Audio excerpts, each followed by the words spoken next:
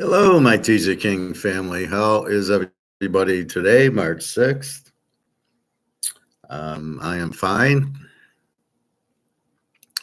I already went to swim, and I'm doing a one-day fast because I'm feel a little bit bloated, a little heavier, too much eating bullshit. So this time I actually want to not necessarily lose 5 pounds, but just thin down. I just find like my clothes are a little tight on me, so I'm kind of like, okay. So, with that said, I'm not sure if my chat button, I see the heart. I don't see the chat box. So, somebody give me a chat, Greg and John, and then we'll see if everything's working there. But I'll assume it is. So, good news on gold. It's 21.50.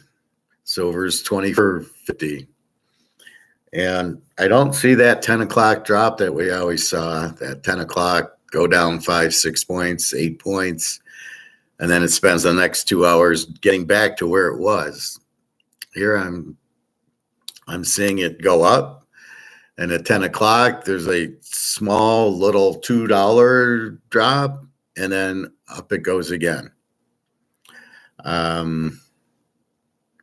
So heavy demand in gold, but less and less paper derivative gold, more serious solid gold, which is exactly what we want.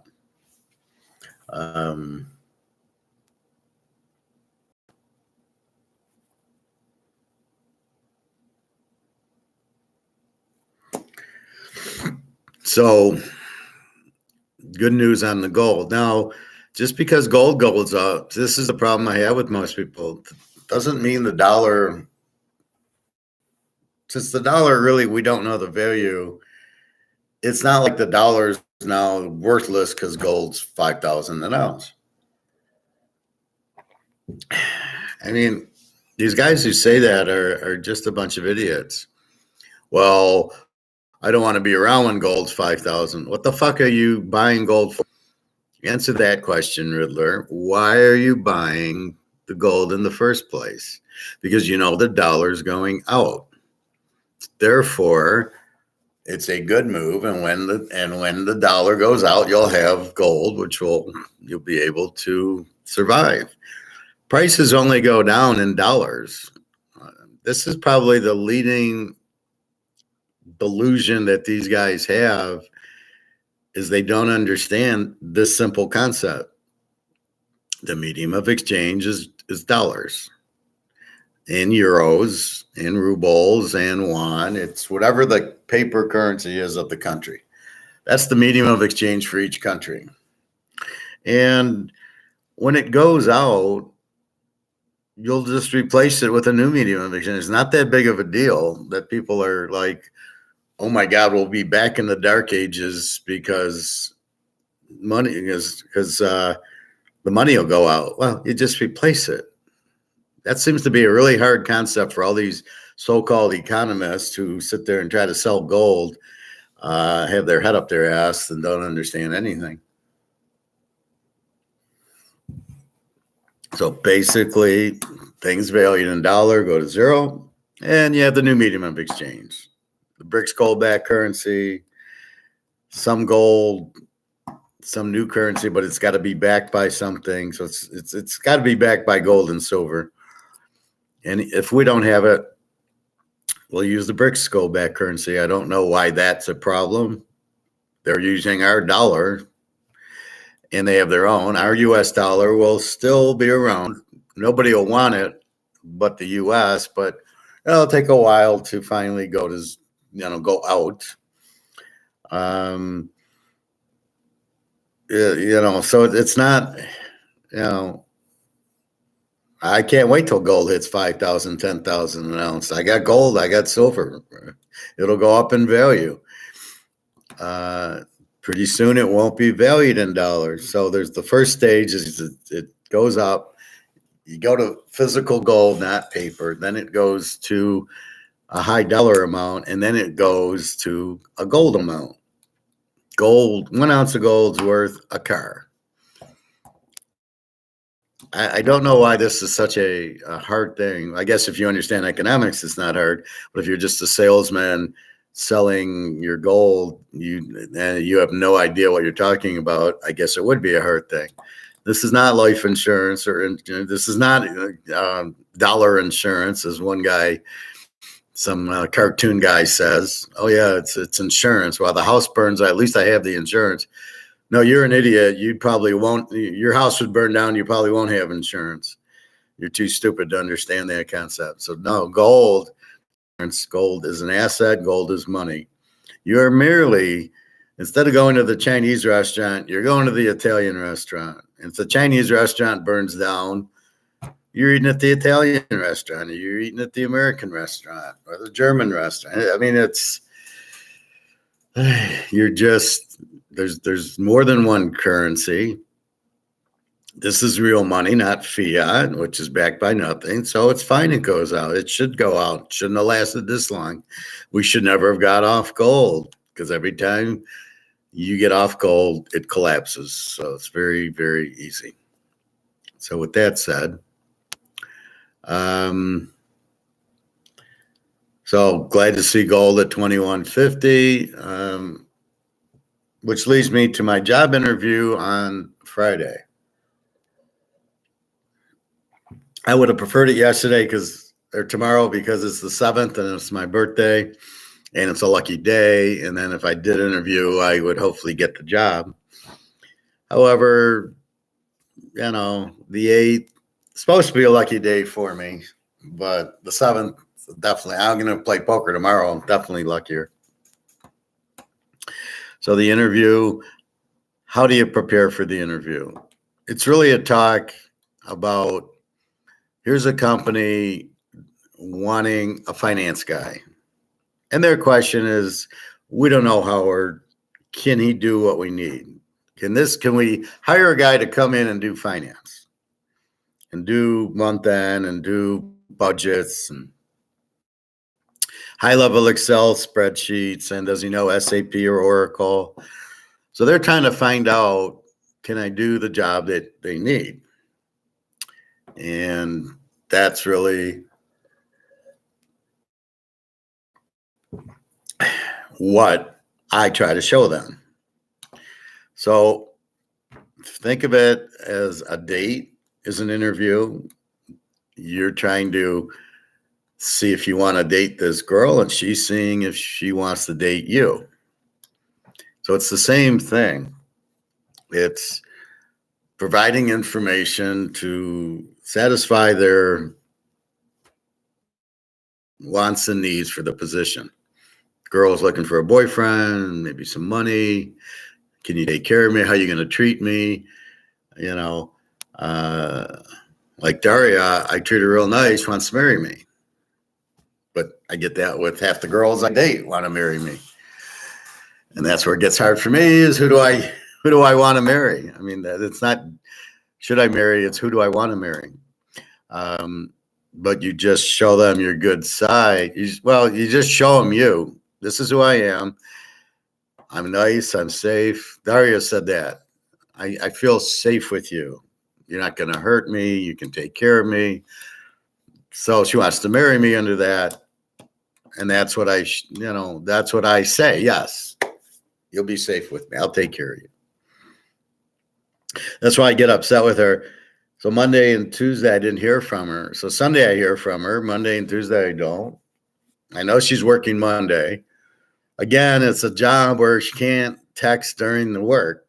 And then you wonder, well, can't you text on your lunch or when you get home? And I know she's got to make dinner, and I know she's got to do homework with the daughter.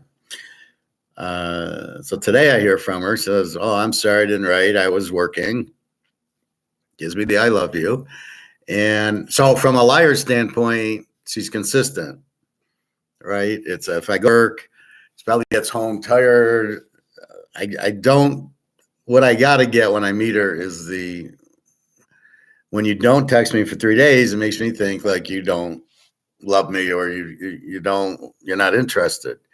I go, that's not a good thing to do. I text you every day. And so I'm dying to get that answer from her. Like, or she just thinks, I know you love me. You send me texts. So, I don't need to send you a text. Okay, whatever.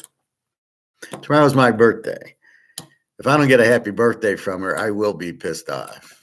I don't ask for much and I'm not asking for a gift. The gift will be, happy birthday.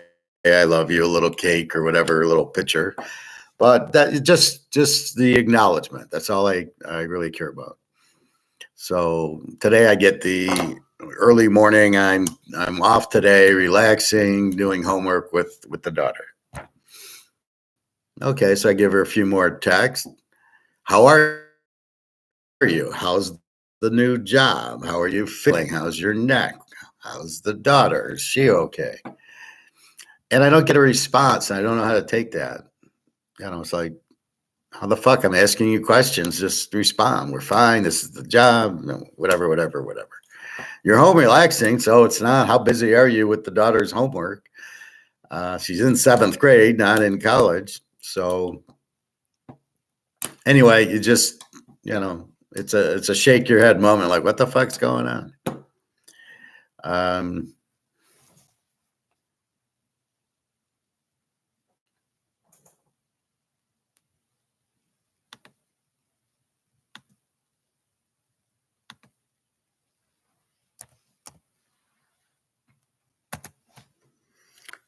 Oh, there it popped up. Oh, so I can chat back to you. Okay, interesting. So anyway, we will see. But I was surprised. Now there's two things I have to understand, and we'll get back to the job interview. Well, this is kind of the job interview, and is when I get up at 8 a.m, it's 4 o'clock in the afternoon there.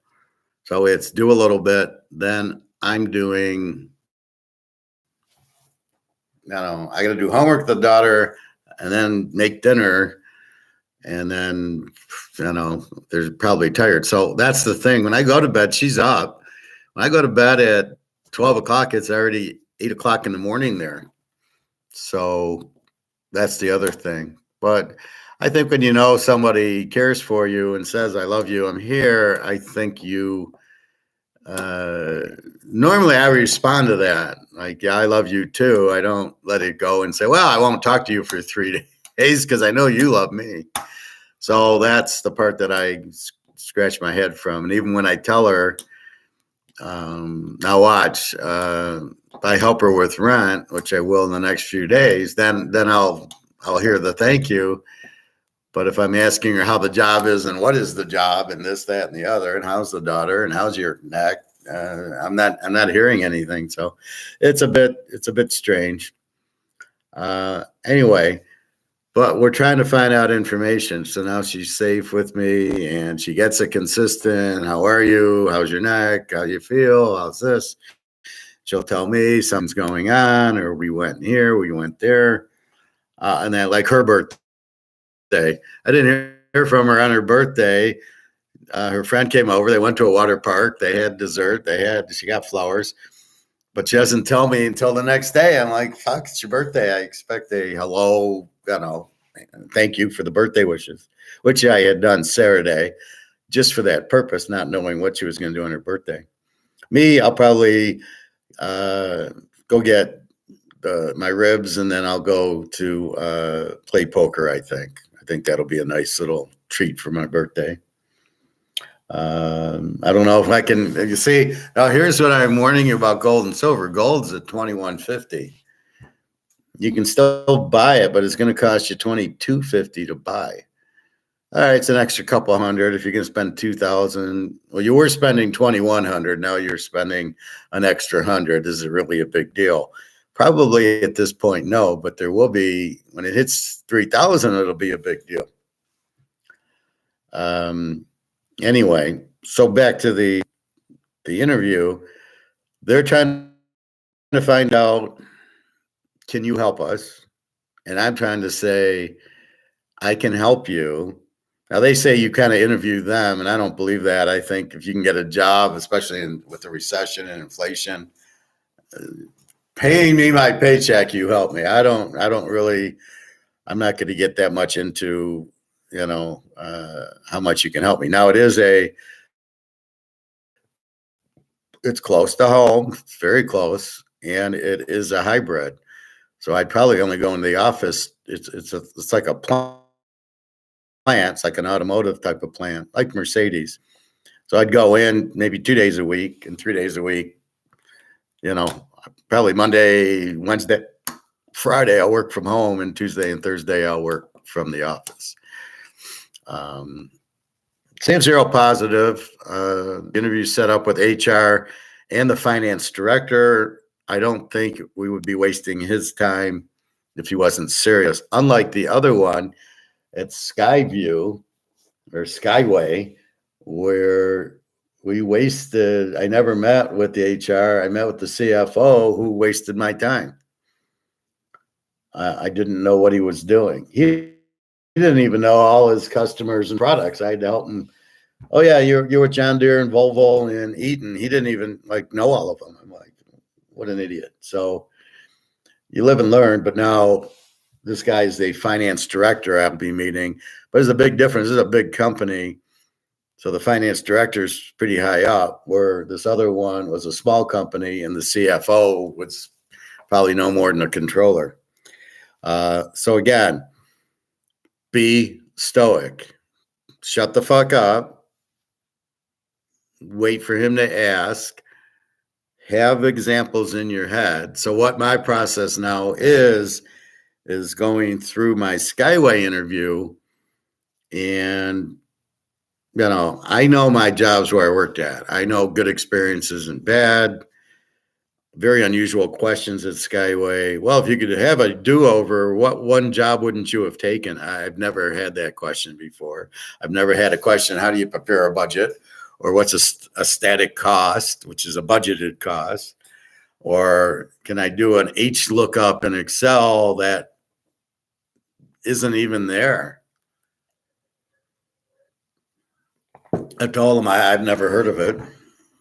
I said, but if it's new, I'll learn it. But I said I do a V lookup and a Y lookup, and mostly it's V lookups that you do. And can I do an H lookup? And it's not even a real function in Excel. I'm like, what the fuck? You're wasting your own time asking me a question that doesn't even pertain to the interview because it doesn't exist in Excel. What the fuck kind of questions that? You're wasting time. So after going through that interview, I'm pretty prepared for this one. So what I do is I go through Tenneco's webpage and see what they are, but they're autos. They make auto parts and little to do with clean air. Not that they do clean air, but if you need to get cleaner emissions out of your car, I think they've developed a device that you put it on your car and it gives you cleaner air. Who knows? I don't really want to work for a liberal company. I can't handle that, like Toyota was. So I don't. First, I thought, oh, they're into this clean air crap, and now I realize, no, they're not. It's just they do stuff to help other companies get cleaner. So basically, so I learned the company, which I did, and I'll take notes. So I'll put it here. I'll put Tenneco, and so as I'm interviewing, as a team's interview, I'll have my notes out. My resume is right here, and it's real and it's honest. So it's not like I'm lying on it and I go, oh shit, what did I say? It's all real. I've done it all, so I don't have any. Most of these questions. Well, what did you do? And I go to Mercedes, or I go to Hiram Walker, the Canadian club. I did a lot of neat stuff there.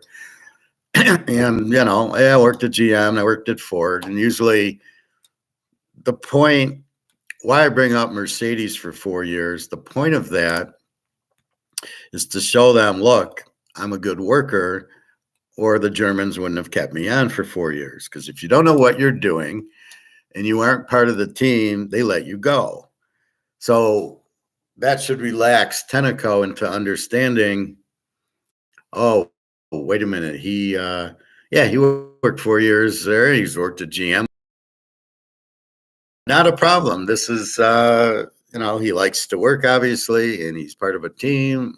Worked IT for the IT group in Mercedes and engineers at Ford.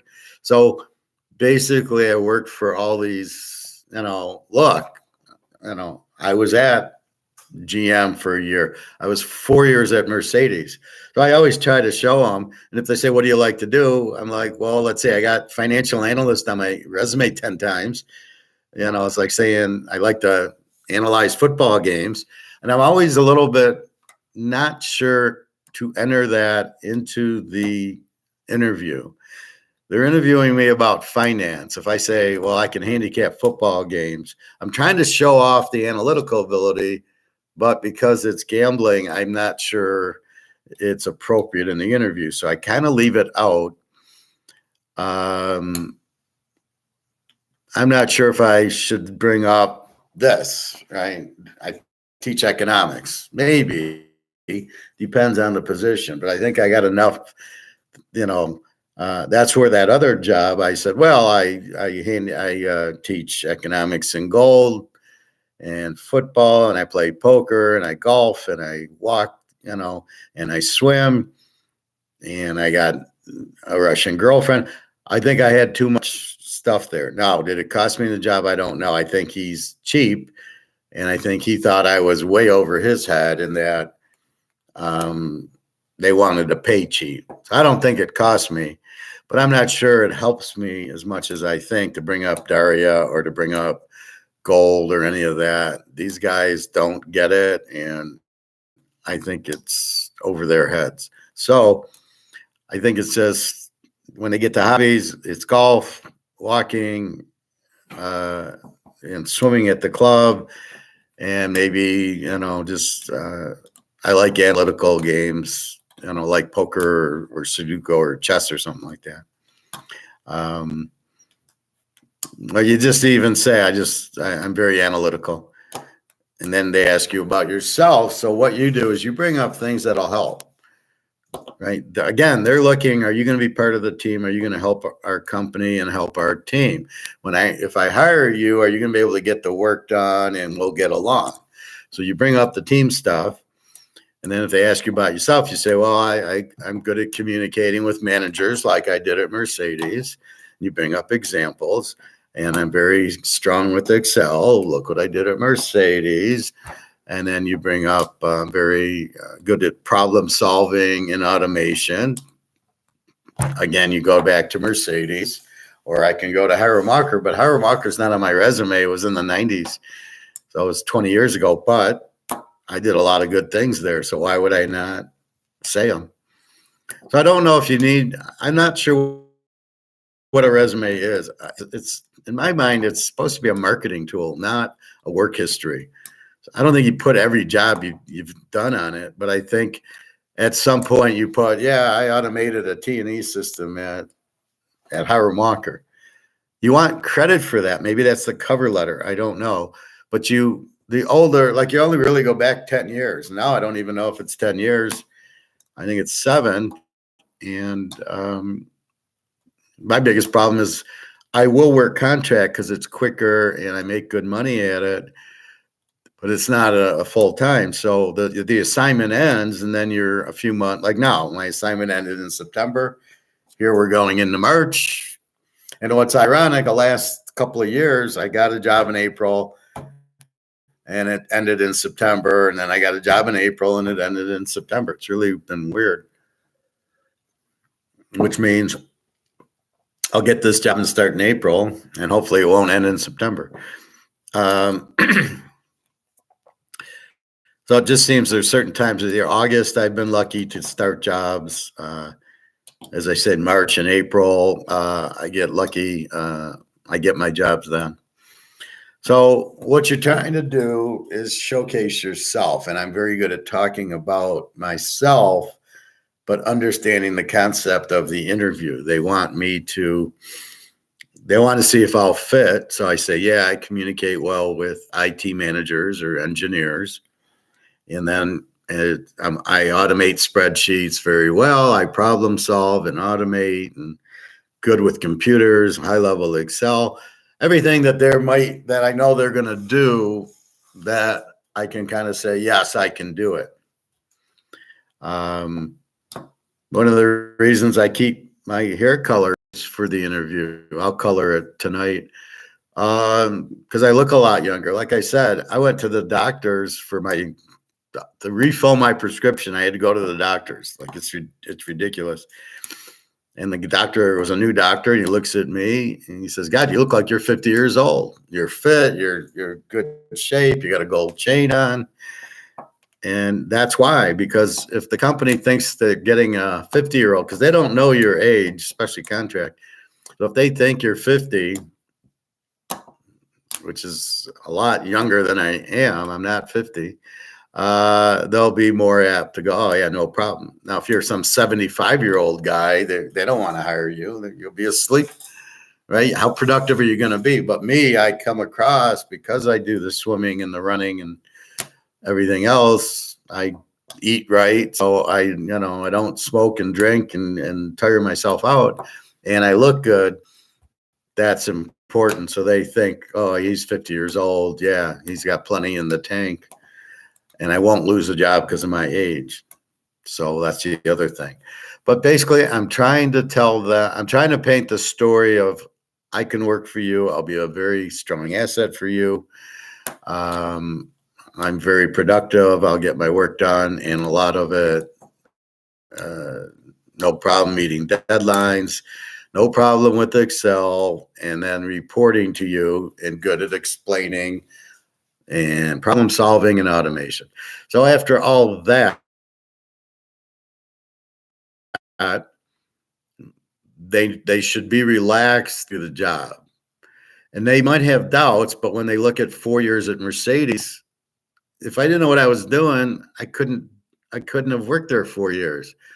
They would have gotten rid of me much, much quicker, right? If I go and I say I can do Excel and I can't, I don't last a week. Okay, do Excel.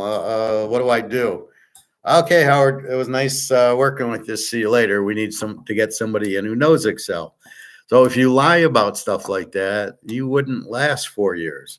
And if you don't get along, you wouldn't last 4 years. The guy at Mercedes, who I replaced, was also a contract guy, but he wasn't a team player. My boss, very nice lady, but she could lay the elbow on you. She could throw the elbows around. And I didn't know until I was there about a month that she fired the guy before me because he wouldn't do what she wanted. She wanted a report that looked like X, Y, and Z, and he wouldn't do it. He would do his own report, ABC, but not like she wanted. So she was all upset. Like, I want it to look like this, and he wouldn't follow directions. And I come in and I'm like, what do you want? And she was a little yelling at first. And I just looked at her like, what are you yelling at me for? Whatever you want. So I did the spreadsheet. I created one that she needed that had never been created before. And then I made sure it was what she wanted, and the columns switched over. I didn't care. I'm very good at setting up spreadsheets, right? Which is like I organize for poker, or I organize gold, or I organize football. So you have to have that trait where you're organizing. So I get all the data. I set up the spreadsheet that gives me all the, here's the budget, here's the actual, here's the POs, here's the type, give me the cost center. So I have all that set up, and then it's just pull it in from the ledger. Well, the key is the setup, but before that, the key is, what do you want? So the first question you ask is, what do you want? And then you set up the spreadsheet that way. And once the spreadsheet's set up, Now, every month, you're just bringing in the data from the general ledger, which is all the expenses and all the accounts and all the POs, and you're just popping it into a condensed spreadsheet that says, here's your budget, $10 million. Here's your actual, $5 million. And as you go on month and month and month, you're adding the new month stuff to it. And then you're looking for the new POs, and you're looking whatever the new stuff comes in, you're making sure you pick that up. And then you have I had a little summary sheet on the on first tab that just gave the summary. Okay, the budget for these 4 or 5 different account types, people and depreciation. I was going to say depression.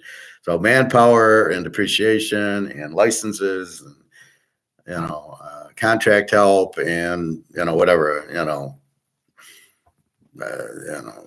Microsoft stuff. So 5 or 6 different categories. I'd go off the other sheet and just do a sum if on them. Boom, boom, boom. And then on the front page was just the total. This account has a budget of $1 million. You've spent $500,000. Boom, boom, boom. Total. So you could see the $15 million budget, which is what is in the budget system, and they've spent $8 million through July. So they have $7 million to go, and then you can talk to the VPs. So she would then talk to the VPs about, we're under budget. This is right this month's ledger. Howard did it. I know it's right. He ties, and off we go. So after a few months of seeing that I tie it, she now has confidence that I don't have to worry about him tying it, got everything. And then it's really to talk to other VPs and say, this is what we have going on. So the key is the setup, but before that, the key is, what do you want? Oh, you want budget and actual by account, by type, anything else we need to put in, POs, okay. Any notes, and then you set it up, and then each month's a piece of cake. You just bring in the new ledger year to date, so it's 5 months, 6 months, 7 months, and you just change your range, and there you go. And then the spreadsheet automates, and you're done in 10 minutes. You spend a few hours creating it, and then every month's 10 minutes, and your boss is amazed because you can do it. The books close on day 3, and within an hour, you've given her all the updates. She loves it. It's accurate. It's what the audience wants. But that's an example of, and then if I see something wrong, I'll problem solve it. Well, what doesn't look right? And I'll talk to the accountant or something. And ad hoc is just stuff. Hey, I need this one. It's not there. Can you create one for me? Which I enjoy, the problem solving and the automation, things like that. So that's what you're trying to skew out in the interview. You're trying to say, this is what I've done. So now the finance director I'm going to meet here. See, the problem at the first place, the CFO, I was probably 5 times more skilled.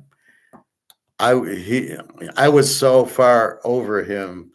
That's why he didn't hire me. Not that I was after his job. I just wanted to work. But that's the thing. It's funny. It was close to me, and then this job's even closer to me. So that's what you're trying to do, is you're trying to explain through examples of what you've done and what you'll do for him or her. And that's the important part, right? So if you can present that case and show that in the interview, this is what I've done, look, this is what I can do, then everything's fine.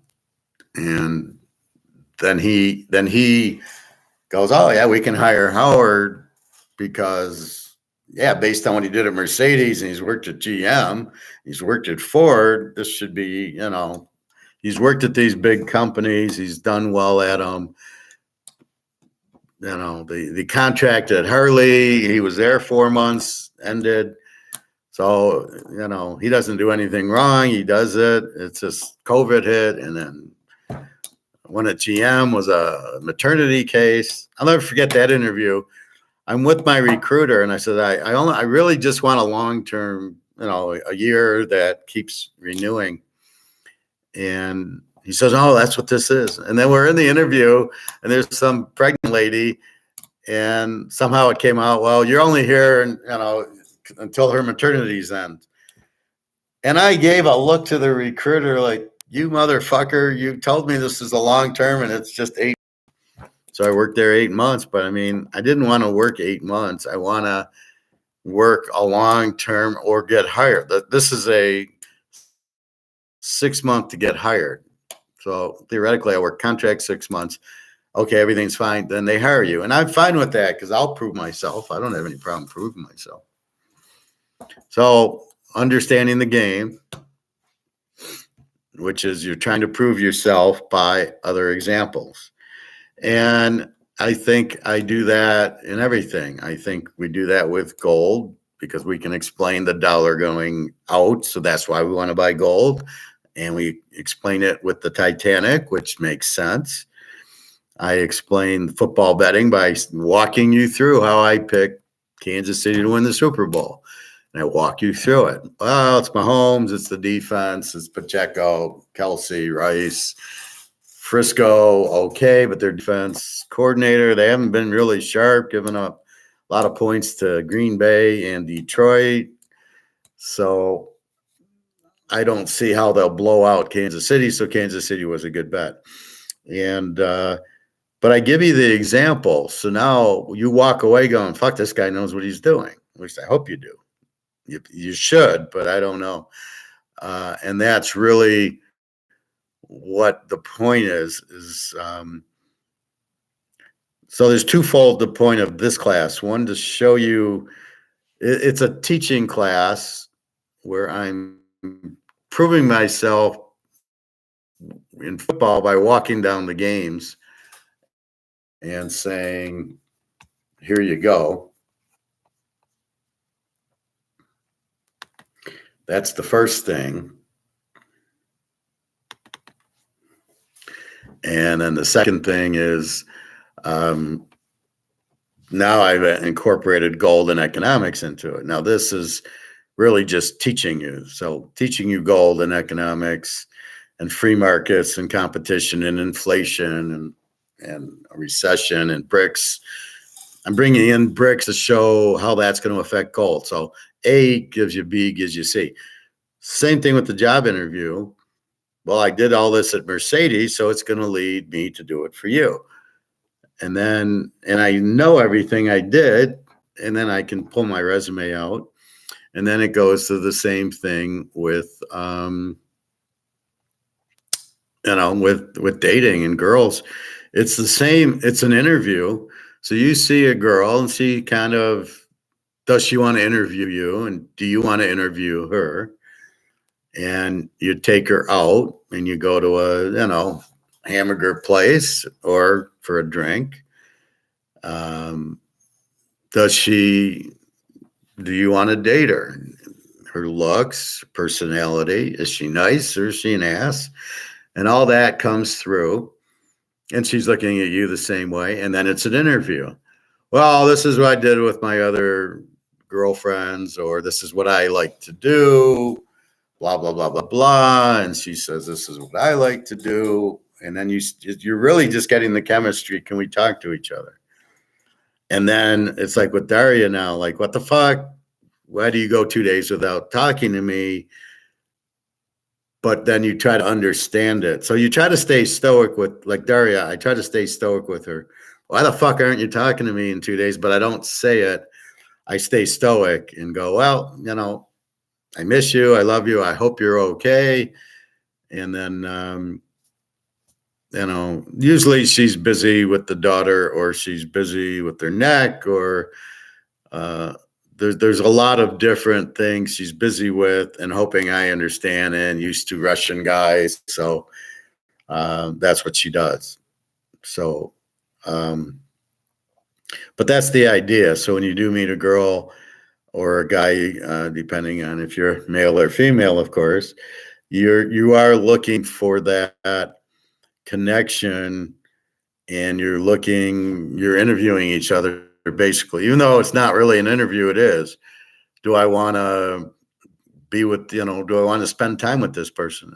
Are they my type? Are they going to hurt me, or are they going to be okay with me, or whatever it is that you're looking for?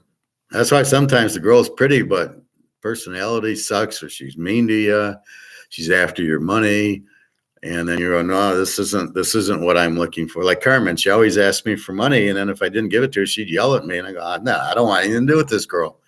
She's beautiful, but that is not, but the package isn't what I'm looking for. And I had money. And so I can be with him. He treats me nice and he gives me money. This is perfect. But she didn't give me the same thing back. So that's why you're not with them. And Daria, mostly, I'm really happy to hear from her, and seems like a good connection. Now, that's why I want to meet her, to see how she really is live, and we'll have a good time and go swimming and go to dinner and go shopping and the normal life stuff, but how she is with me. And that's the tell. Jenna, very nice. She can get a little aggressive. Oh, you have a spot on your shirt, or you didn't. There's a whisker you missed. I'm like, dude, let's not worry about that, please. There's bigger fish to fry than I missed a whisker or something, or I didn't bring my color, or I didn't put on my cologne. It's like, okay, that's not a big deal, but why? If it's not a big deal, why are you bringing it up? And it was more her going, I want people to know who I'm with. So look at my man is what it was. And she wants me to look the part so she can say, look who I'm with. And anyway, but everything pretty much is interviewing, right? Now here I'm not interviewing. Here I'm teaching, and you're kind of I'm kind of interviewing for you. You're kind of saying, does he really know what the fuck he's talking about? Is he making it up? Why should I listen to him? He swears a little bit. So you're trying to get the feel of me. Is it a good fit? Can you learn from me? Does he really know what he's talking about? So I'm interviewing every day with you guys, but I'm consistent about it. We talk Titanic, and we talk gold, and we talk bricks, and you start realizing, yeah, he knows what he's talking about. So the interviews is good. Anyway, so the interview I have is Friday for, I think it's a financial analyst, could be a senior analyst, doesn't matter. Pays decent, pretty good. Contract, hybrid. So it's, I think, 2 days in the office, 3 days at home, which is fine. I like working at home. I don't have to wake up. I don't have to drive. I mean, I can wake up. I don't have to wake up like an hour earlier. So if work starts at 8, I can wake up at 7:30, not 6:30. And I don't have to get in the car and drive and get all dressed. I can wear this. And I got my stuff, my avocado and stuff. I can just go and I can cook my omelets for lunch. And then at the end of the day, I'm home. I don't have to go through traffic. So I much prefer working from home. And I'm working. You give me something to do, it's done. And I can have the TV on and everything else. So but the bottom line is I'll get the work done in a timely way and satisfactory, that something you want and need. So I don't have any problem with that. I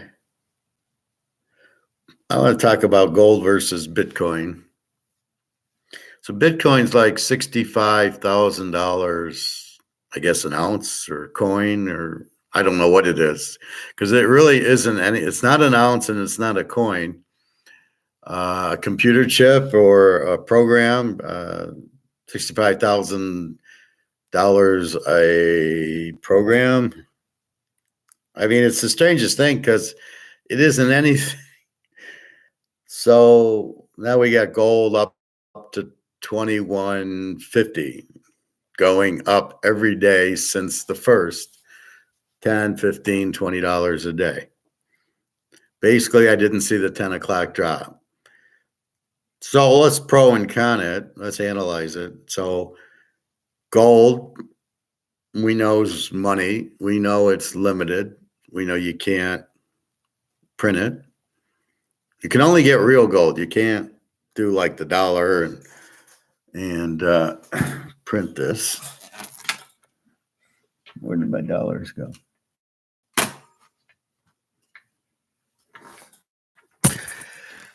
I lost the dollar. Anyway, so we know, we know this gets printed, right? That's not I don't know. So you can't do that.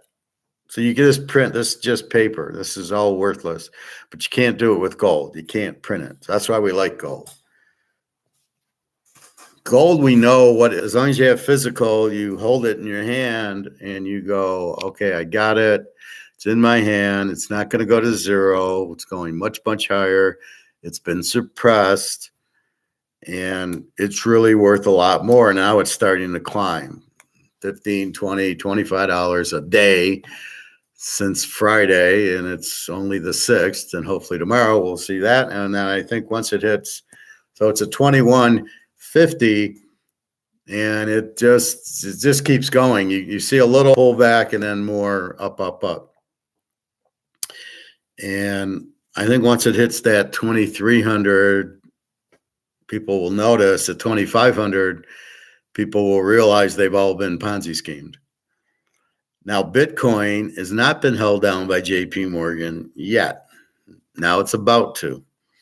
And I guess this inflow of ETF money, which is again a Ponzi scheme, because if we know how the ETFs for gold work, they were putting in like 500,000 ounces of gold for one.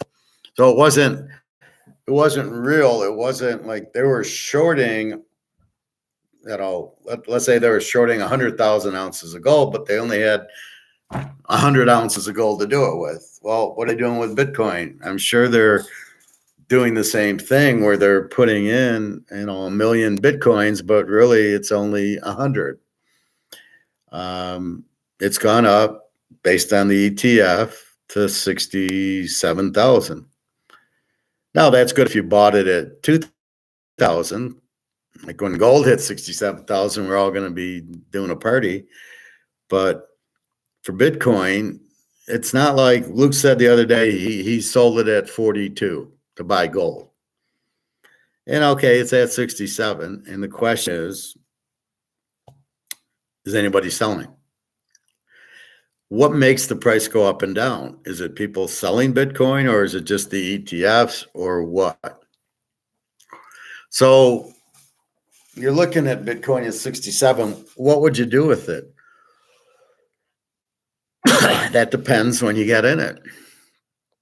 If I'm Luke and I'm in it at 42,000, which means I think you got in at like 20, and now it's at 67, it's going. It's out. I'm gone. Goodbye. And now I see gold and basically COMEX gone. Now I'm running out of Bitcoin, getting the money as quick as I can and getting it into gold. Because as I pointed out, would you keep playing red at the roulette wheel after 15 reds in a row, and you keep, like, what do you think it's going to be red for the next 100? You think you're going to go 100 things with red? I mean, come on. So will Bitcoin keep going up? Well, what is COMEX doing? Is it starting to price it? Is it price fixing it? Is it just sending it higher? What's going on? And that's a good question. What's driving the price, and what's creating this? Is it first of all, I'm going to throw out the $64 million question. Is it real? Is there really a Bitcoin? Because you don't know, because you can't see it, right? This is a real casino chip. of Caesars.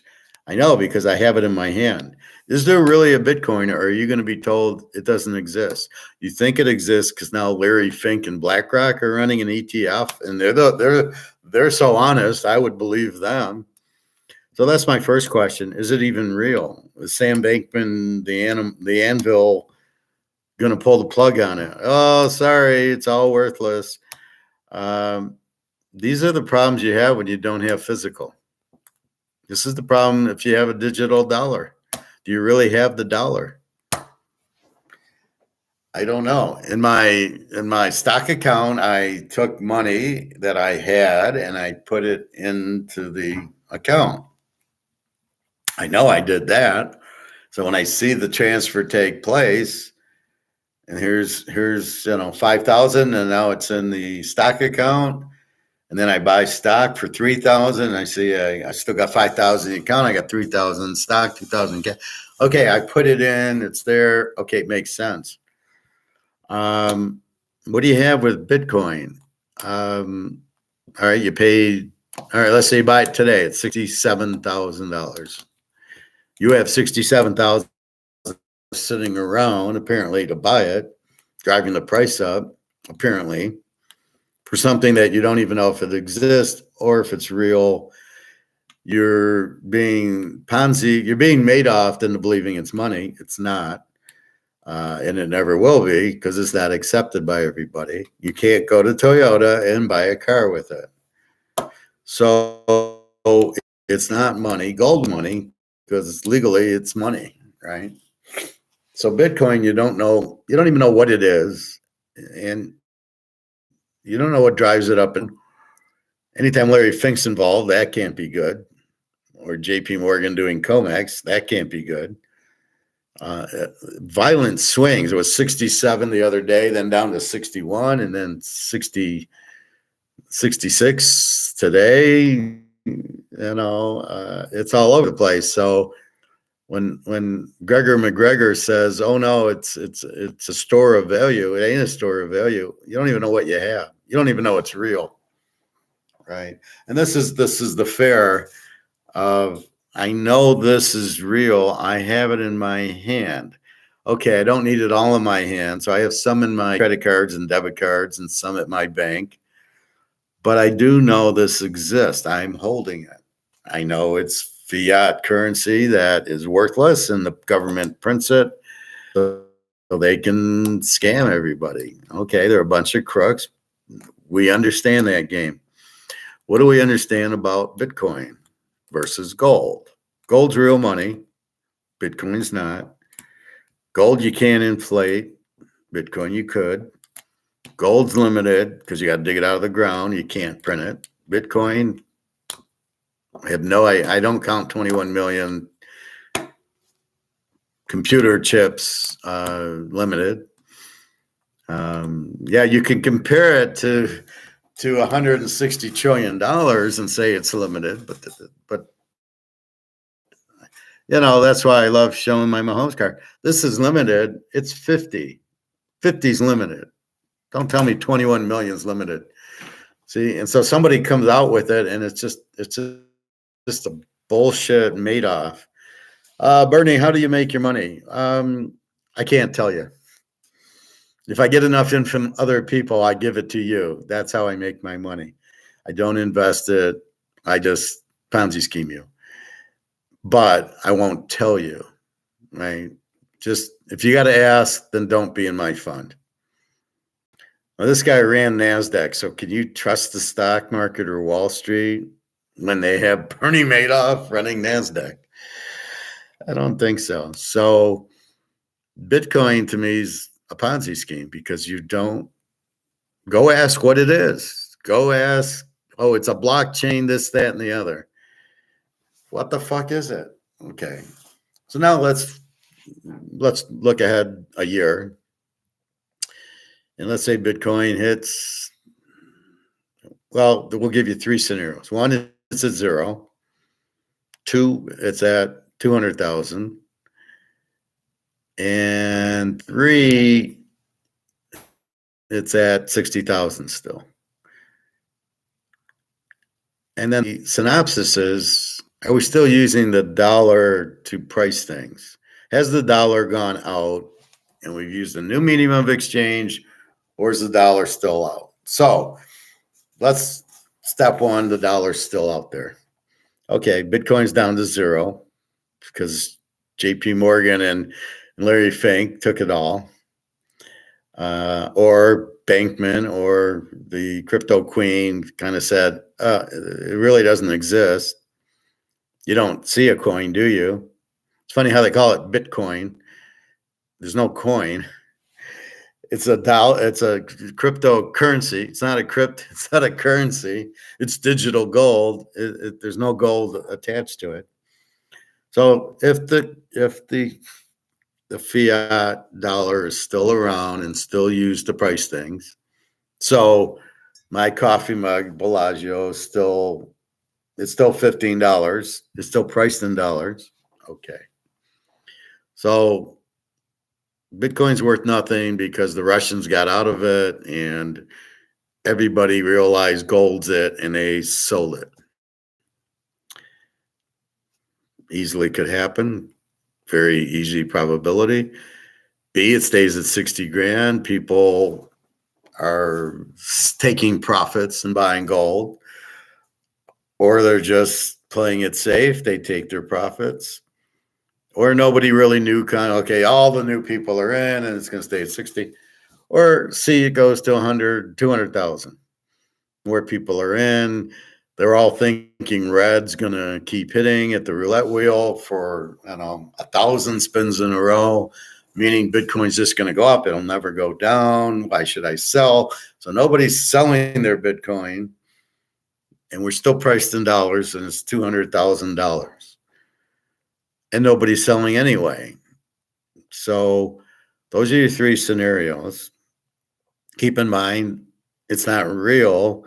We don't know what it is. It's a bit, I guess. So Bitcoin. So it's a data bit, whatever that is, some computer language, which makes it even worse.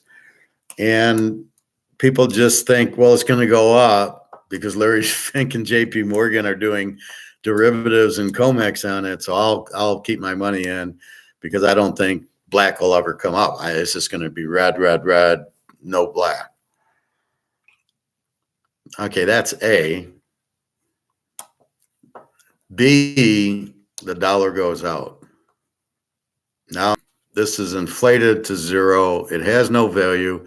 Nobody wants it. So this just total huge inflation wipes this out. Like Venezuela, like Greece, like Sri Lanka, like Zimbabwe. The list goes on and on of countries with inflation. I believe Turkey's in it too now. So the dollar goes to zero. What do you price Bitcoin at? Bitcoin goes to zero. That's scenario 2, Bitcoin at zero, right? So Jim the Anvil, Bankman, Friedman guy wiped you out. The crypto queen comes out and says, oh, it's not real. There is no one, I think it's one coin. So there's no one coin. And then somebody comes out and says, well, there's no Bitcoin. It's not real. That could easily happen. People that think this is real, I question your ability to think at all. I don't know how something you can't touch can be real. Okay, yeah, God, we trust these out there, but you can't see them. We believe oxygen's out there because we breathe, we go out, we need it. But the real things you put in your car, you put in your house, you eat, those are real things, right? Not necessarily. So when the dollar goes out, what's Bitcoin's value? Zero in dollars. Now, how does it get valued? Does it get valued in Bitcoin, which are little bits? Does it get valued in bits, which have no value? Or does it get valued in gold or whatever the new medium of exchange is? So if there's the new medium of exchange, whatever this is, so whatever this goes to, let's say it's 100 to 1, so If it's something's priced $100, it's now priced $1 because this has been so inflated, it has no value versus there's a lot less of the new medium of exchange, so it has a value. You really going to price Bitcoin in gold and silver? You can't price it in Bitcoin because we don't know what the fuck it is. People don't take it. So you're going to go to Kroger's and say, oh, I'm on a milk and eggs and I'm going to pay you in how much Bitcoin is it? We don't accept Bitcoin.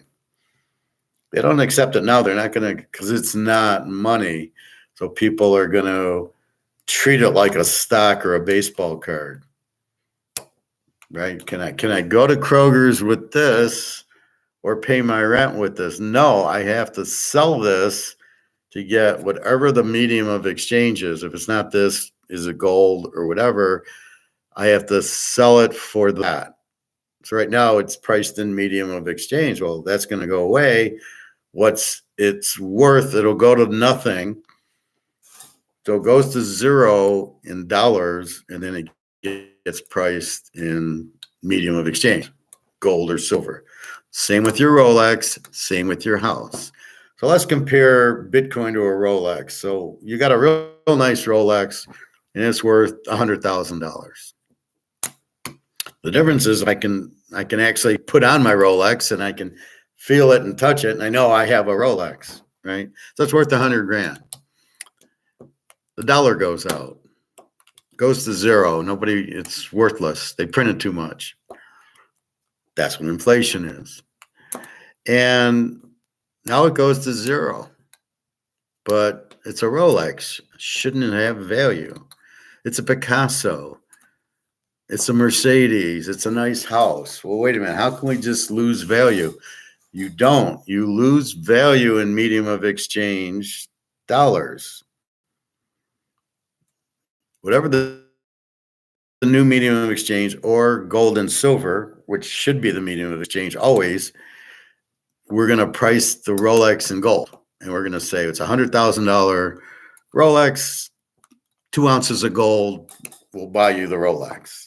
So we can correlate what the gold's worth in material. So we know 2 ounces buys the Rolex. Okay, fine. 2 ounces. So can you do that with Bitcoin? I'll give you 2 Bitcoin. So we'll say Bitcoin equals gold. I'll give you 2 Bitcoin for it. Well, how do I get the money? It's the same thing as if I give you this for the Rolex. Well, how do I cash it? How do I get value for it? That's the problem. So you need the new medium of exchange to do that.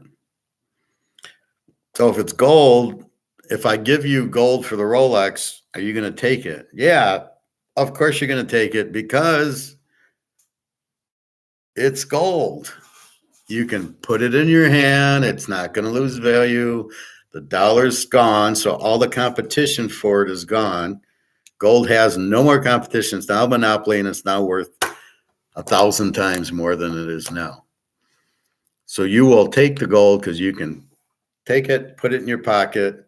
If the internet goes down, you're fine. If the Anvil, Bakeman, Friedman, Jonah, whatever his name is, says, sorry, it's not worth anything. If the crypto queen says, oh, you know what? There is no Bitcoin.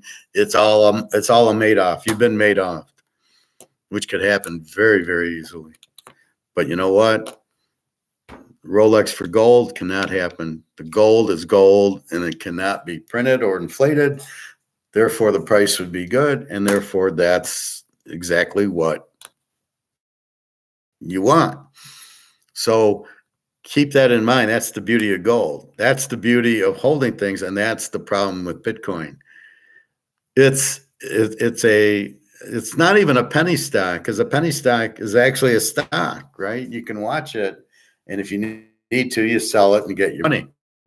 So a penny stock is better than Bitcoin, actually. So there's investments, football cards or baseball, sports cards, and gold, and Rolexes, and Picassos, or as I have, the Van Goghs.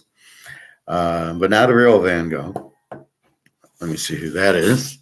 I'm hoping it's my Daria. I miss her.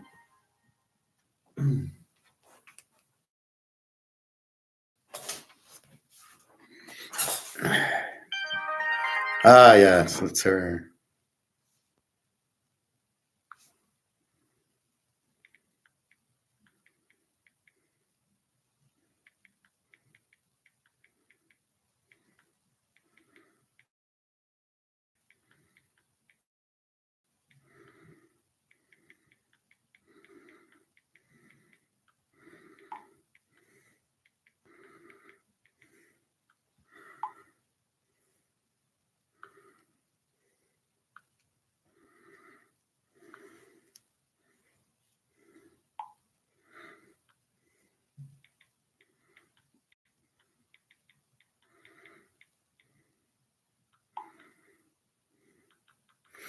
All right, that was Daria. Thank God.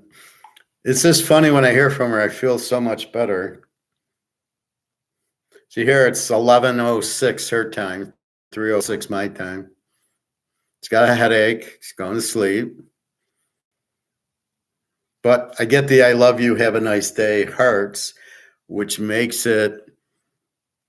Then the story fits. Goes, okay, yeah, she does. I'm sorry, she's got a headache, but whatever. All right, very good. So, because it is confusing when I hear from her at 8 a.m. and it's 3:00. Like, where the fuck are you? So she was working with her daughter for school. It's worse in Russia than it is here. Anyway, so it's really important to understand being able to touch something. So even if you have money, but you have it in the bank, you can still, what it is. You can go claim it. But you got to be careful with the Ponzi schemes of the bank not letting you have your money. So you're in Bitcoin/gold because you don't trust this is going to be worth anything. You understand inflation is not at 3%. I get so pissed listening to these YouTube channels. Well, yeah, it looks like inflation is 3%. Okay, first of all, as I've written down, a Pepsi was a dime, is now $2.50. Bread was a quarter. I'm talking 71 is now $3. Wendy's was 55 cents, now $5. How do you measure inflation, right? Well, wait a minute. One's 60%, one's 100%. They're not 3%. And why are you looking year over year? Why do you think that concept makes any sense? It doesn't. So you have to get out of the dollar. So if you got 100, 200 grand, you need to put it in assets.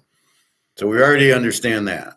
So it's Bitcoin, which is not a coin, it's not money, and it's not limited, and it's a bit, which what the fuck is that? And you have some little code that if you lose all your money, and it says you have so much in your wallet. I guess I don't have this and I never will.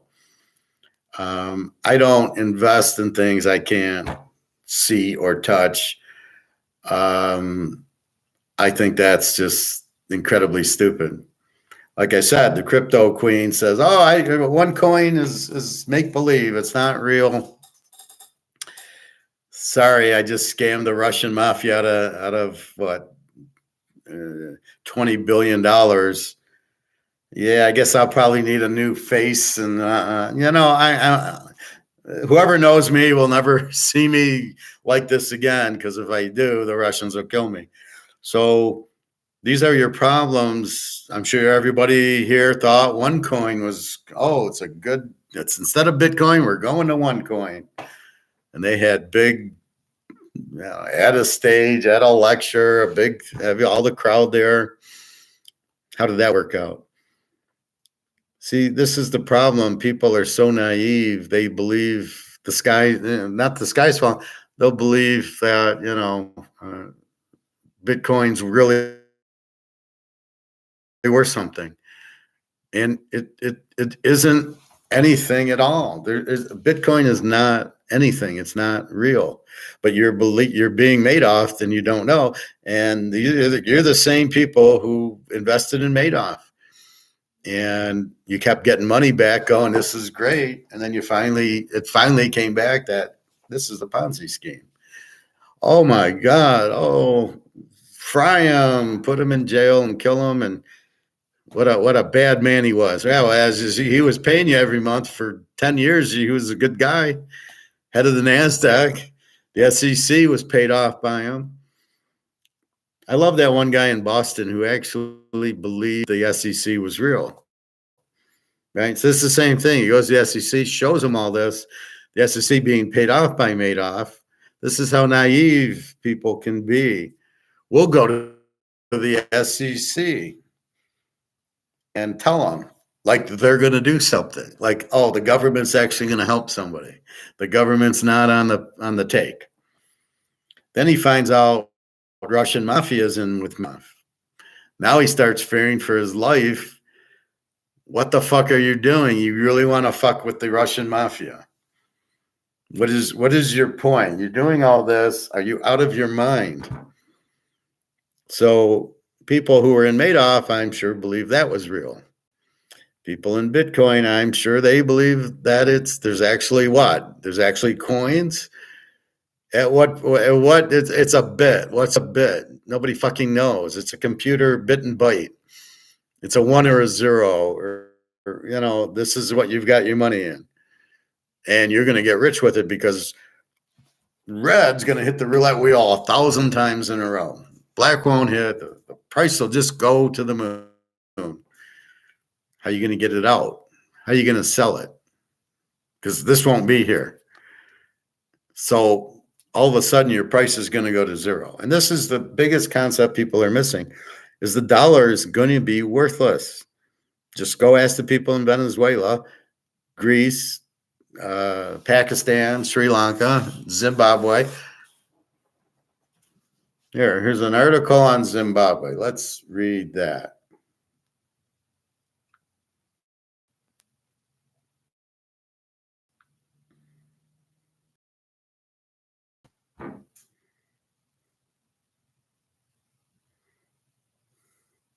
We hit 2152 in gold,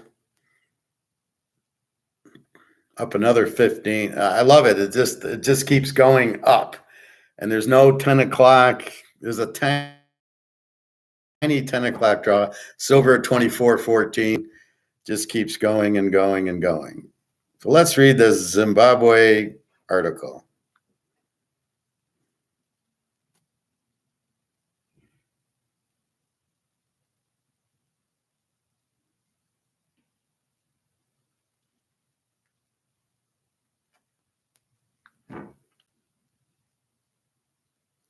So it's called the Citizen.cotz Africa, Zimbabwe. Launches gold coins to cushion the economy. Actually, I think there's a later one. Gold is Zimbabwe's largest export earner. Zimbabwe has introduced a new gold-backed digital currencies that battles to stop re-dollarization, which President whatever fears will spell doom for the country's fragile economy.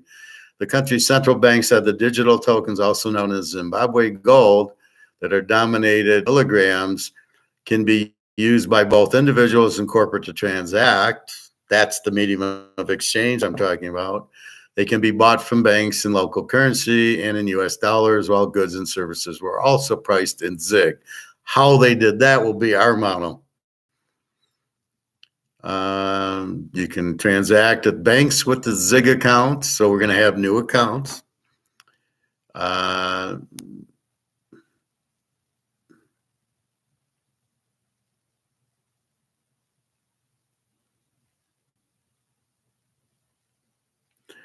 Zimbabwe dollar has, however, been losing value rapidly in major currencies, and this week it was trading at 52.52 to $1. And on the much used parallel market, $1 could fetch 10,000 Zimbabwe's.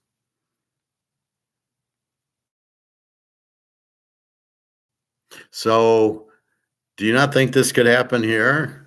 So this happens in Zimbabwe. Here's the article. Okay, so do you not think this is This is going to be different. This won't go to zero because it's the United States and not Zimbabwe. Zimbabwe printed themselves to death, had to go to a gold-backed currency. They, of course, have gold. We do not. What fucking currency are we going to go to? The Zimbabwe dollar as our medium of exchange? Do we go to the BRICS gold-backed currency, the Zimbabwe gold-backed currency? You have to have gold.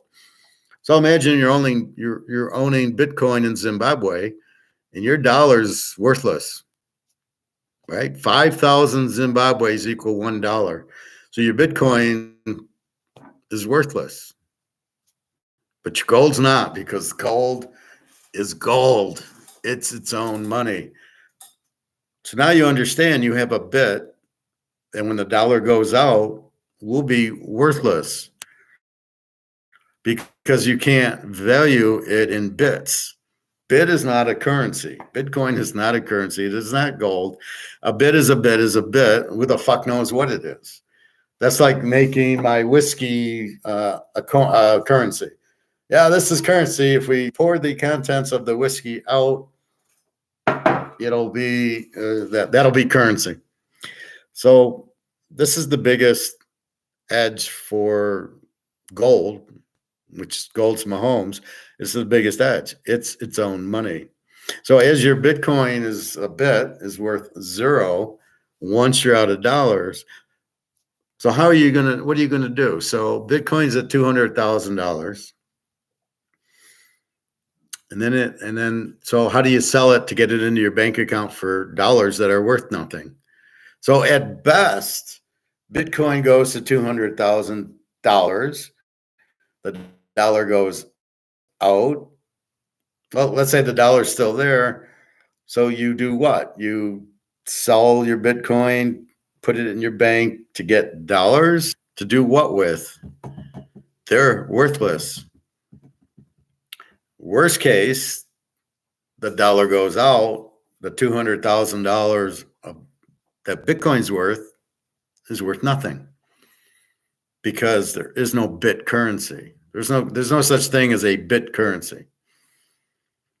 Even if we did a digital currency, it would be a US digital currency that the government must bless and say, okay, your dollar, we fucked up. We printed this to death. It's Putin's fault, or whatever they'll say. We are going to come out with a digital dollar, which will be worthless unless it's backed by gold, but we don't have gold. See, we're better off just taking the BRICS gold-backed currency and using it. Or if JP Morgan and Goldman Sachs have a lot of gold bars that we can use, where the government will take them to make gold-backed currency. You have back, because anything else, if the new currency is not backed by gold, you still have toilet paper, right? Don't ever forget that. Teach your kids. If you don't teach them anything, teach them that. If the currency ain't backed by gold, it's toilet paper. Okay, that's what it is. That's a fact. That's not an opinion. That's a fact. Look what's happening. So gold's going up, but it doesn't matter if the dollar goes out. It's got its own price. And the real difference is everybody's running to Bitcoin now. God knows why, because they're all a bunch of Madoffs, right? Oh, Bernie's paying 15%. You can't ask him how he makes it, but he puts it in your account. And don't worry that it's a Ponzi scheme. Come on, it's Madoff. He ran the NASDAQ. Okay, so with that said, you have all these people in all these countries, euro, yuan, yen, well, ruble they can't play. Swiss franc, British pound, all of Europe, and whatever Norway, Finland, and Sweden have, and Hong Kong, Singapore, and all the African countries except Zimbabwe, which has gold. So with all that going on, what do you,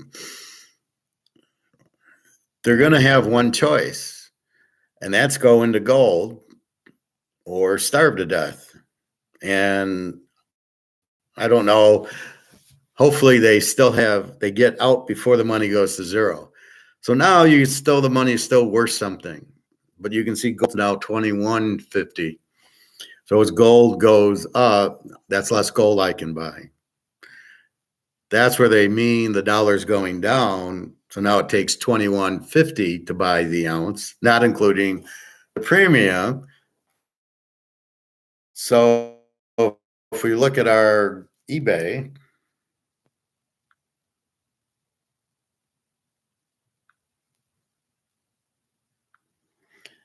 what is gold costing us today?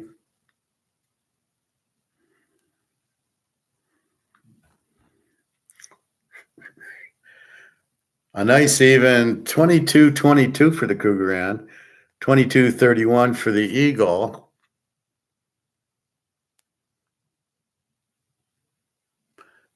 $22.10 for this Eagle, and $22.32 for the Maple Leaf. So look how the prices are still paper prices.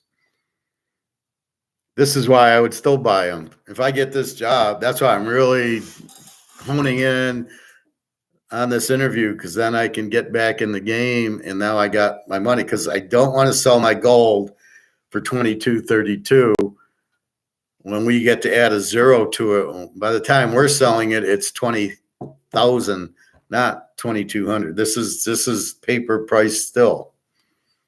So you can see, and Montana and Jordan are still, they don't move because they're not, it's hard to sell them at this situation because people are needing money and they're not going to spend it on. So this is what Warren Buffett or Gates or these rich guys should be buying, is the Jordan card and the Montana card and a Mantle card and all this stuff is what they should be buying, because those are assets. And instead of keeping their money in paper. You don't want your money in paper because this is worth nothing. Not everybody understands it yet. This is worth a lot more because this will not go down in value. Kind of temporarily because people don't have the money, but when everything goes to gold, then this price will go up 100 times, as the Jordan and Montana rookies will. So I think that's the simplest way to explain Bitcoin versus gold.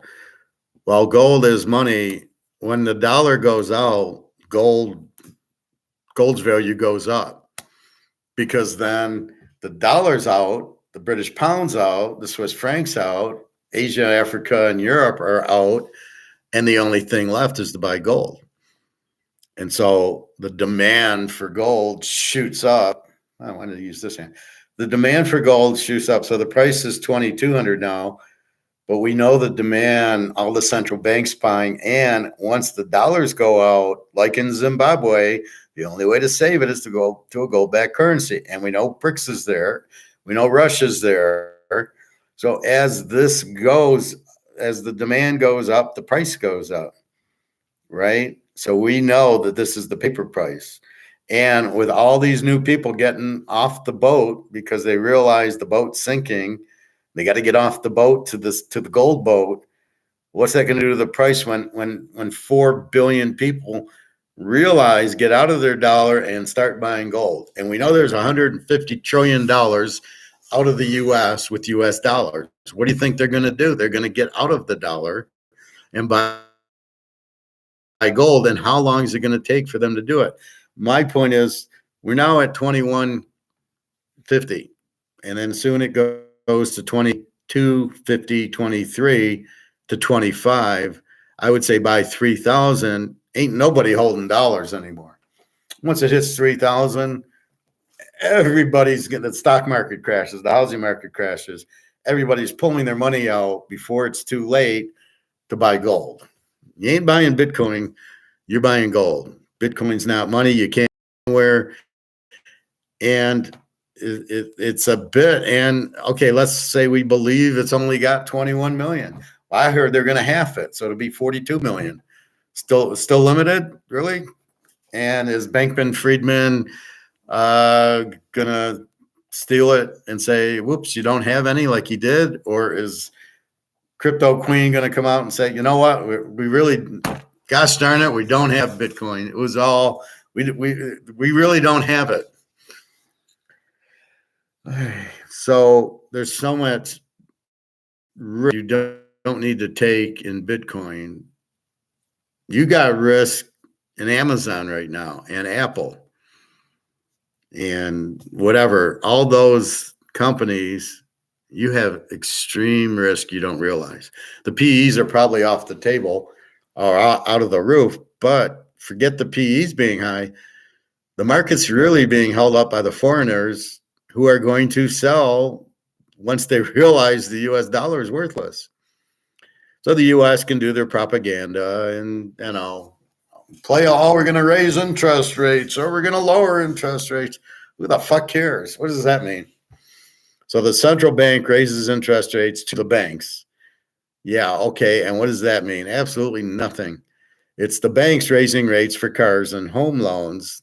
That's your inflation.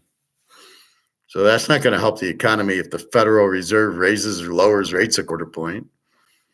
It's the banks now raising the rates because, again, they're giving out inflated dollars. They're giving out dollars that are inflated for dollars that are going to be heavy inflated.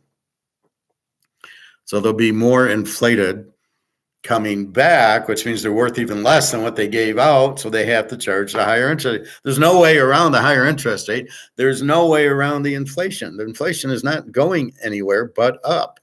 You cannot lower inflation.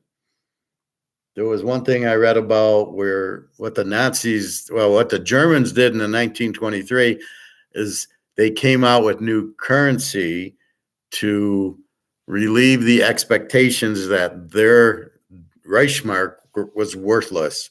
So they came out, I think, with the Deutschmark and they said, oh, here's our new dollar. So that dollar's all gone, and now here's the new dollar, and they priced everything in that. And that stopped it for a while till the U.S. crashed the whole world. So that's the point. So if you want to really trust Bitcoin and you want to play with the Russian mafia, I wish you well. And Larry Fink and JP Morgan. So you see the price going up. I see the Ponzi scheme in high gear.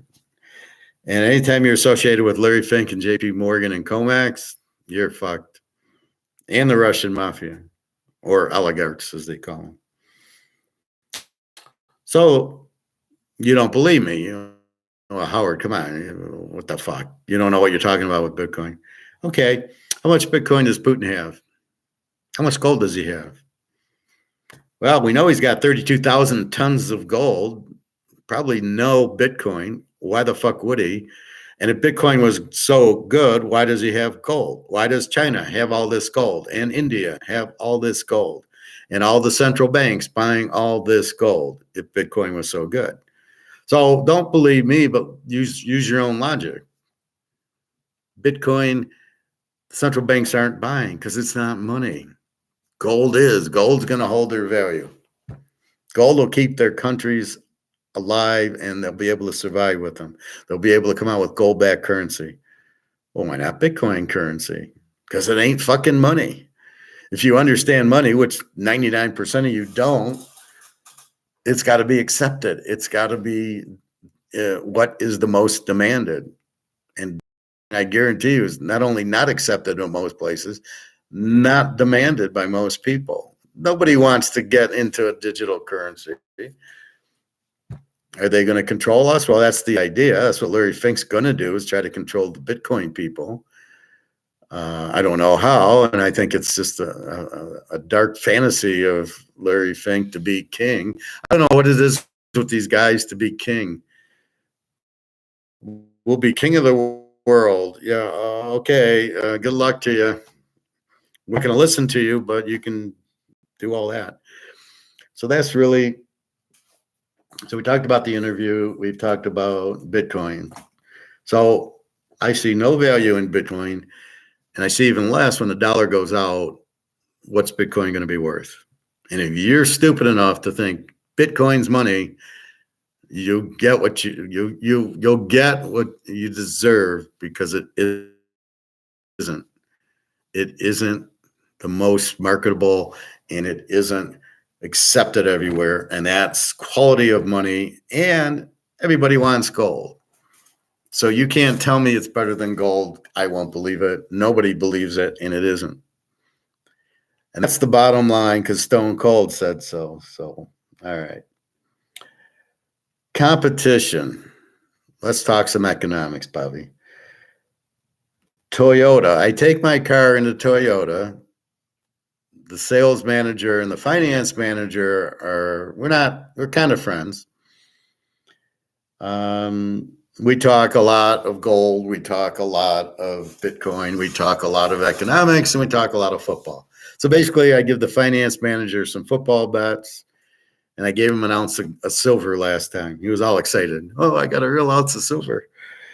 And I'm thinking, well, for $25 investment, I get free oil changes, and I give him football picks. Okay, fine. So I get my car in for the oil change, and they go through everything. They go, you need new brakes, $1,200 if we do it. So I got my Russian friend who owns a body shop and auto mechanic, excellent, does a great job, and is very honest. That's what I think of the Russians, right? That's why I'm with Daria. Very honest people, just treat them right. And if they see the respect from you, and you can give them a few spasibas and pajolsters and dosidanias, they love you, because you're trying to learn their language. They know it's a hard one. At his shop, it's $415, not $1,200. Plus, you did my little underneath thing that I wanted $200 for nothing. It was, you did the brakes, and I said, can you put that on? And you didn't charge me a penny for it. Took him 2 minutes. So for $415, I got 2 front rotors.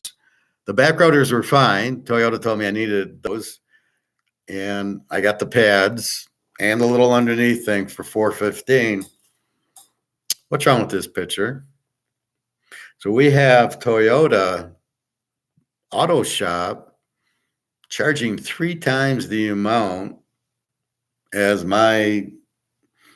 Now, he's a individual mechanic. He's not Bell Tire or Firestone. He's, Ivan's body shop, who's very honest and very reasonable prices.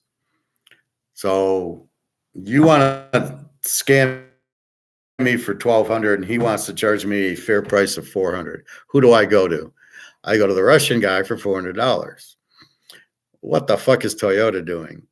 So let's break that down. You got Toyota. What are they thinking? What in the world is Toyota thinking? I have no idea. Nobody in their right mind is going to go to the Toyota shop and get their car fixed, right? I mean, the underneath, they were going to charge me almost $200. God knows what the oil change costs. If I didn't get it for free, I wouldn't have gone there. And then you want to, first of all, you say I need 4 rotors for my brakes. I only need the front. And then you want to charge me $1,200, and I can get it done for $4. Why would I go to you? And this is on all your products. You're extremely expensive. Who's running this place? What the Lion, Bill Clay Ford, the Lion owner? What are you, insane? So why would you go there? Only if you're an idiot. Only if you're a Madoff person or a Bitcoin person would you go to Toyota to get your car fixed. Meaning you're too stupid to shop around and to realize that they're Ponzi scheming you, that they're hitting you for $1,200. So next time I go for my next oil change, I'm going to ask the guy, you're not competitive in the marketplace. Why not? Why are you so expensive? One point he said, I got to pay for the overhead. Now the response to that is, but the market only, I can get it for 400 in the marketplace. If you want to get your overhead back, I suggest you lower your price to the market price, because otherwise you've got dead wood sitting there. Nobody's getting their brakes done by you for $1,200 when we can get it done by Ivan for 400. Why would you spend 800 more? What are you, out of your minds? So that's the real problem, right? Why aren't they competitive? And that's really the problem I have in this little section of class, is competition. When I went to that other interview at Skyway, he says, well, we don't know what any of our items, if we're making money on them, meaning we don't know what we're selling them for and we don't know our cost. And then he asked me how to figure that out. And I helped him on that. So I really need to send him an invoice for $500 for consulting work. And then he has the nerve not to hire me. Can you believe that? I set the table for him, and he doesn't hire me. I cooked the meal, I set the table, the steak on the meal, and he doesn't hire me. Unbelievable. So with that said,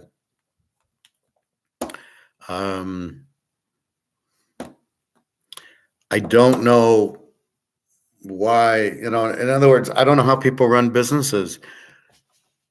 What does the market say? So how many times have I taught this? I want to make a Bellagio cup. What does the market say I can sell it for? $15. Fine. What is my cost? What does it cost me to make a Bellagio? And the cost will be per unit. If I know I can get 15, I'm going to get into a break-even analysis with you. You'll love this. If my selling price is 15, can I make it cheaper than 15 and enough to make a 20% profit? So in other words, can I make it for 10 and sell it for 15 and make actually a 50% return? So let's say it's 11. Then can I make enough can I make it cheap enough to meet the selling price? Well, what do I need? A, I need the selling price. B, I need my labor and materials and overhead to figure out what my cost is. And then I got to add my profit into it.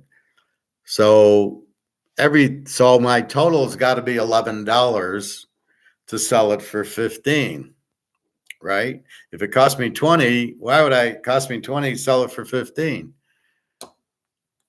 And I can't try to sell it for 23, which is what I need. If it costs me 20, people won't buy it.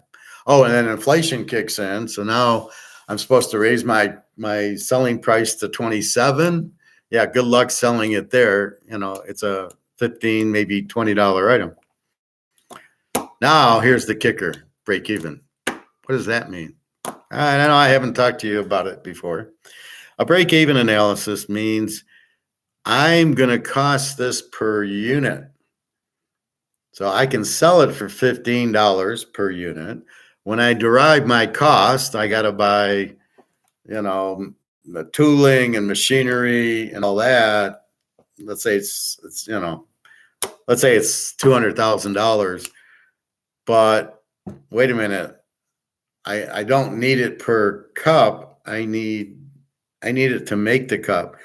How many cups do I need to pay off the tooling and machinery, and how do I factor that in? That is your overhead, right? So I need to figure out a break even. How many cups do I need to make and sell to get down to that $11 total cost to sell it for 15? And then I need to make 100,000. I need to make 500,000. and sell. So now I'm going to break even. Let's say it's 100,000, meaning I have to make 100,000 and I need to sell 100,000 to get the price per unit down to, let's say, $5 a unit. So yeah, I can do cost accounting. So that's really what you're looking at is the price per unit. How many units do I need to make to get down to that price? So in the car industry, Toyota Camry, let's say they make 2 million of them. So they have the big plan and they have all the tools and equipment and they buy robots and all that. Cost per unit then gets divided total cost by the 2 million units they're going to make. So that's where it's really critical to the autos. In Bellagio's case, it's still critical. Let's say it's 100,000 units is what I need, so I can sell it at 11. And so I can sell it at 15 and make money because it only cost me 11. So my cost per unit at 100 units, it's $100. But as the more units I make, it comes down to, let's say, 5. Can I sell whatever? Let's say it's 100,000. Can I sell 100,000 units? That's the question, right? So can I sell 100? Is there demand for 100,000 units of Bellagio mugs?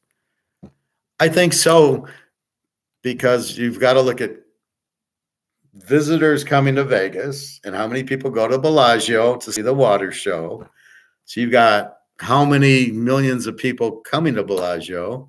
It's a unique souvenir because it's Bellagio. I can't get it in Detroit. Now maybe online, but I'm still the one selling it. So do I think I can sell 100,000 units? And if I do, then and I can sell them for 11, I can sell them for 15 and the cost is 11, I should do it. And that's where the break-even analysis comes in. You're figuring out how many units I get my price per unit down so I can make money selling them, because if I can't do that, I can't make money selling them. And that's where we're at now. We asked Toyota, what the fuck are you doing? You're not trying to use your garage and make money. You want to cover your overhead, you're saying. You're doing that selling the see, you can't compete with the maybe 450 because but you can't do it for 1,200 if I can get them done for 4. From a reliable price is great. So why would I go to you? And that's your problem. So I got to ask Toyota what the fuck they're doing, making all their things so expensive that only a Madoff person or a Bitcoin person would use their service.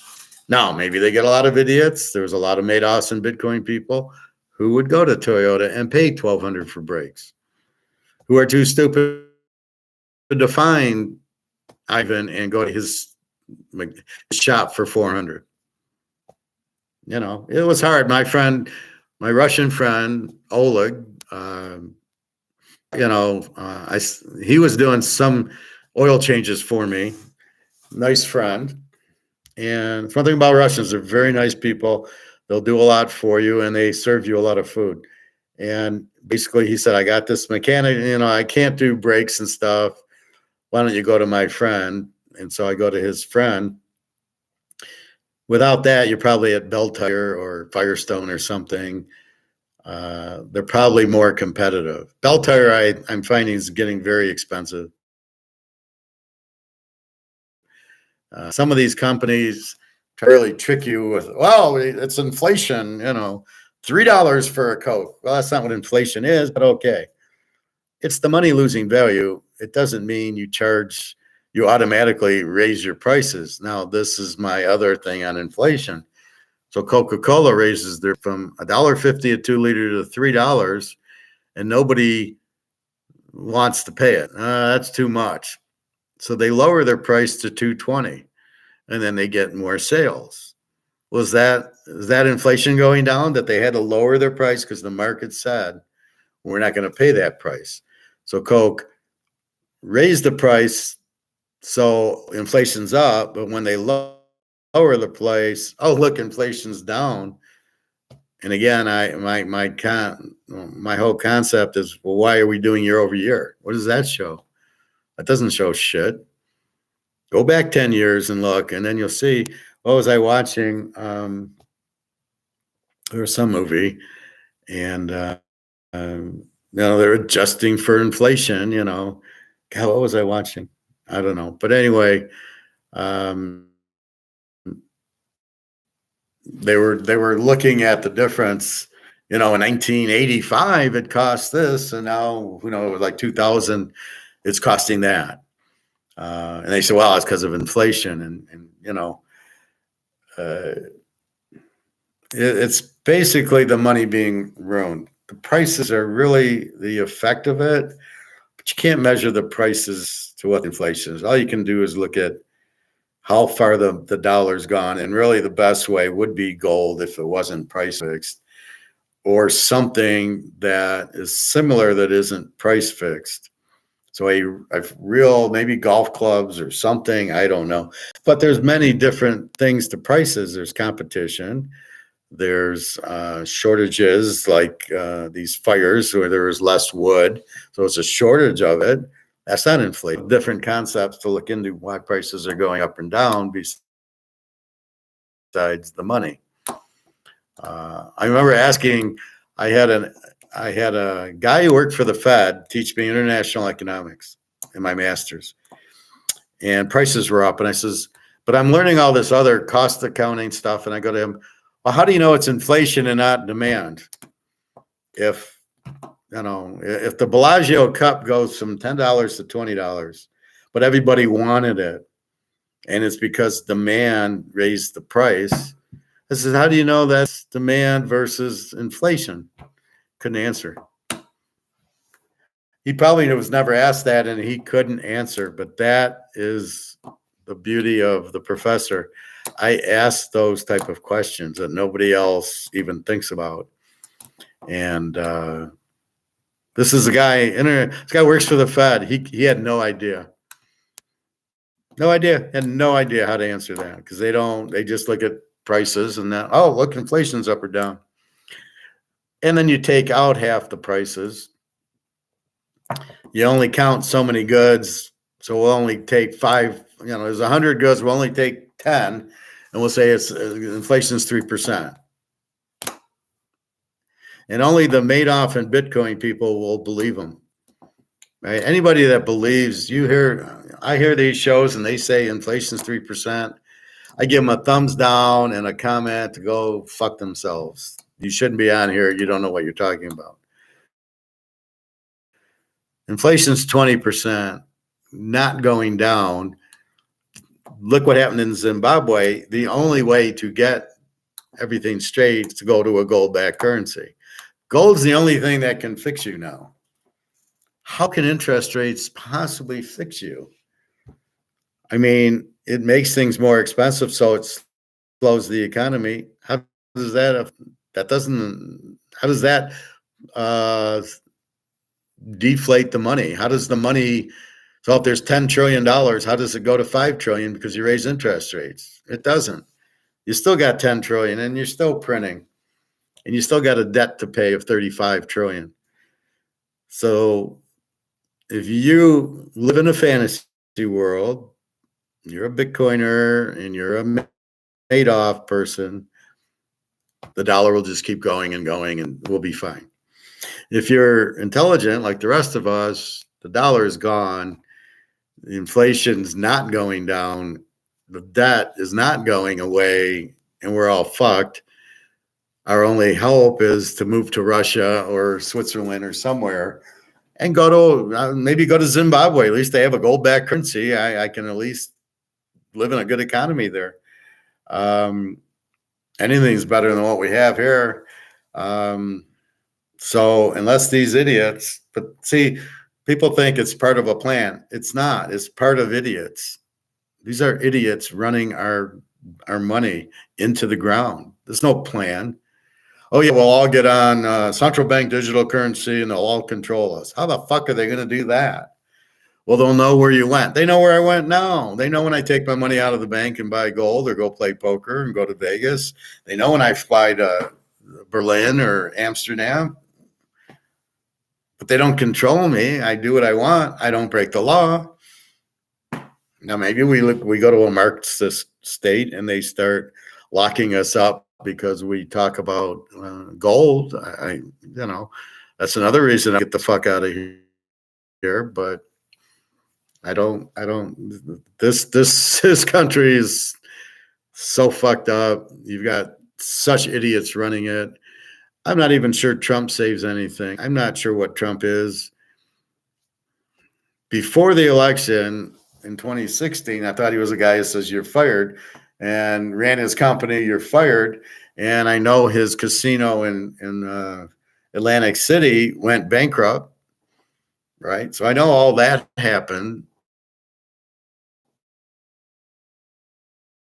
I don't like Tech Sergeant Chen from Galaxy Quest. I don't buy it. I mean, it doesn't compute. The beginning I talked about was lying, and the CIA guy, or I talked about that yesterday, with consistent moves. So you learn somebody, how they talk, how they react, how they look, and you get data points. Okay, for a month, this is the way the professor acts, right? I always act the same. Then all of a sudden something happens. Oh, his personality changed. Does that mean I'm lying? Maybe I just won 10 grand on I'm going to be a little bit more excited. Or maybe I lost betting on Lamar and I never do that. I never bet on the guy. Maybe I lost betting Lamar's team and I'm a little sad. So what is the reason my personality has changed? I know when I don't hear from Daria for 3 days, my personality changed. I'm not being dishonest.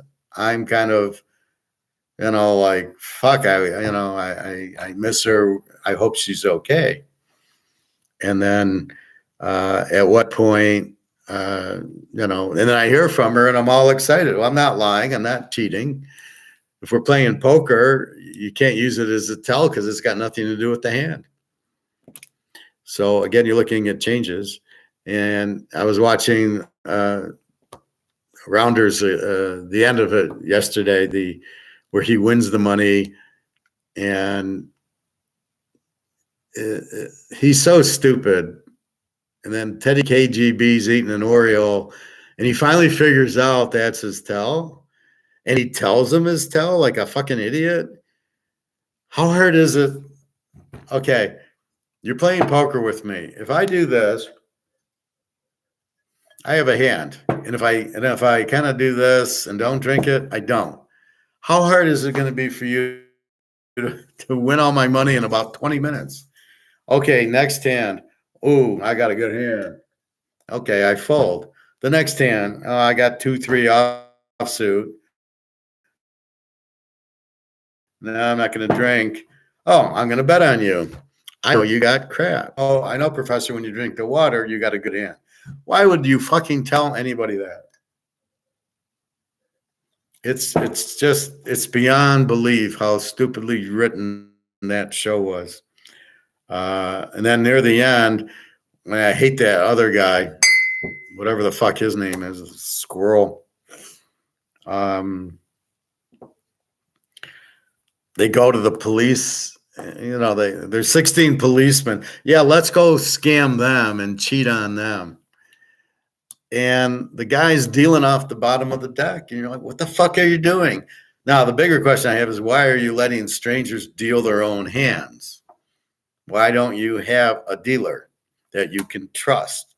Why would you trust these two outsiders that they're not cheating you or dealing off the bottom? So that's the first problem. Why would you even have them in there? So then why would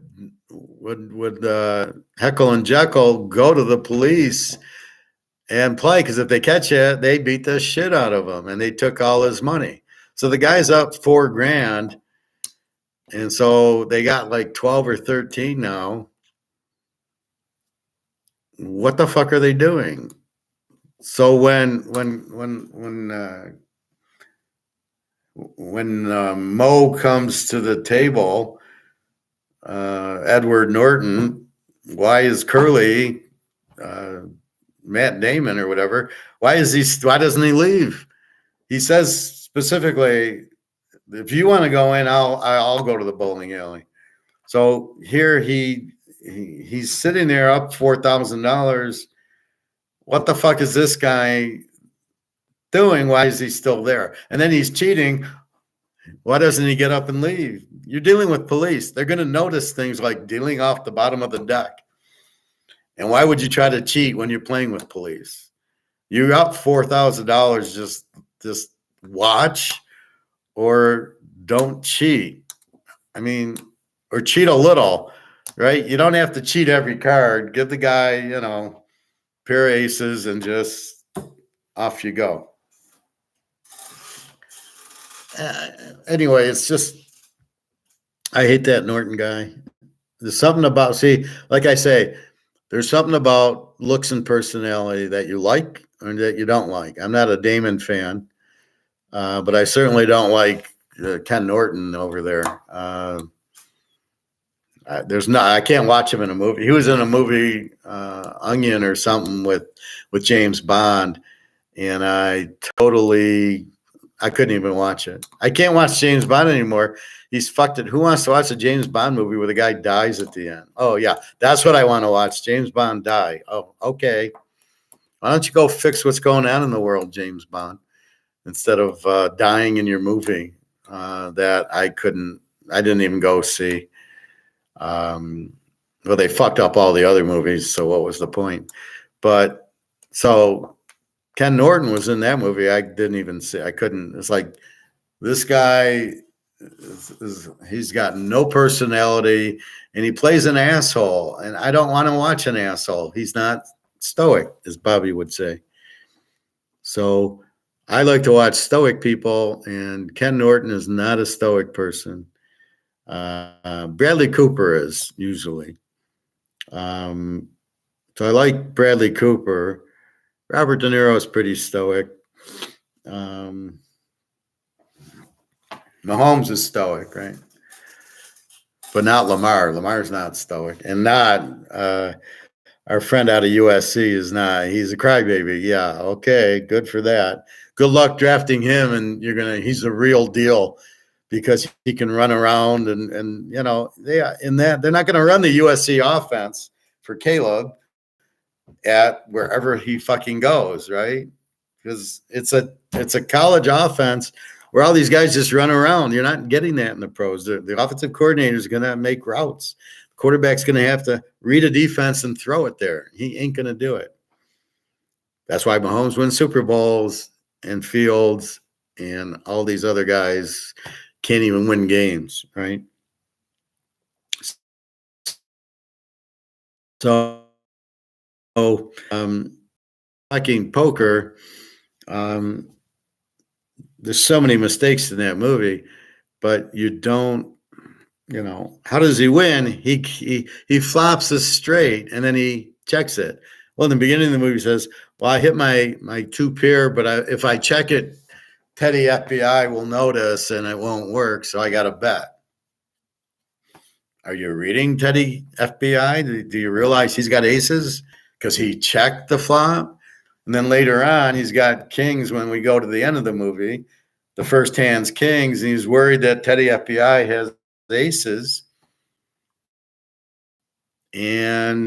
But he bet. So clearly when he has aces, he checks them. And clearly when he bets, he doesn't have aces.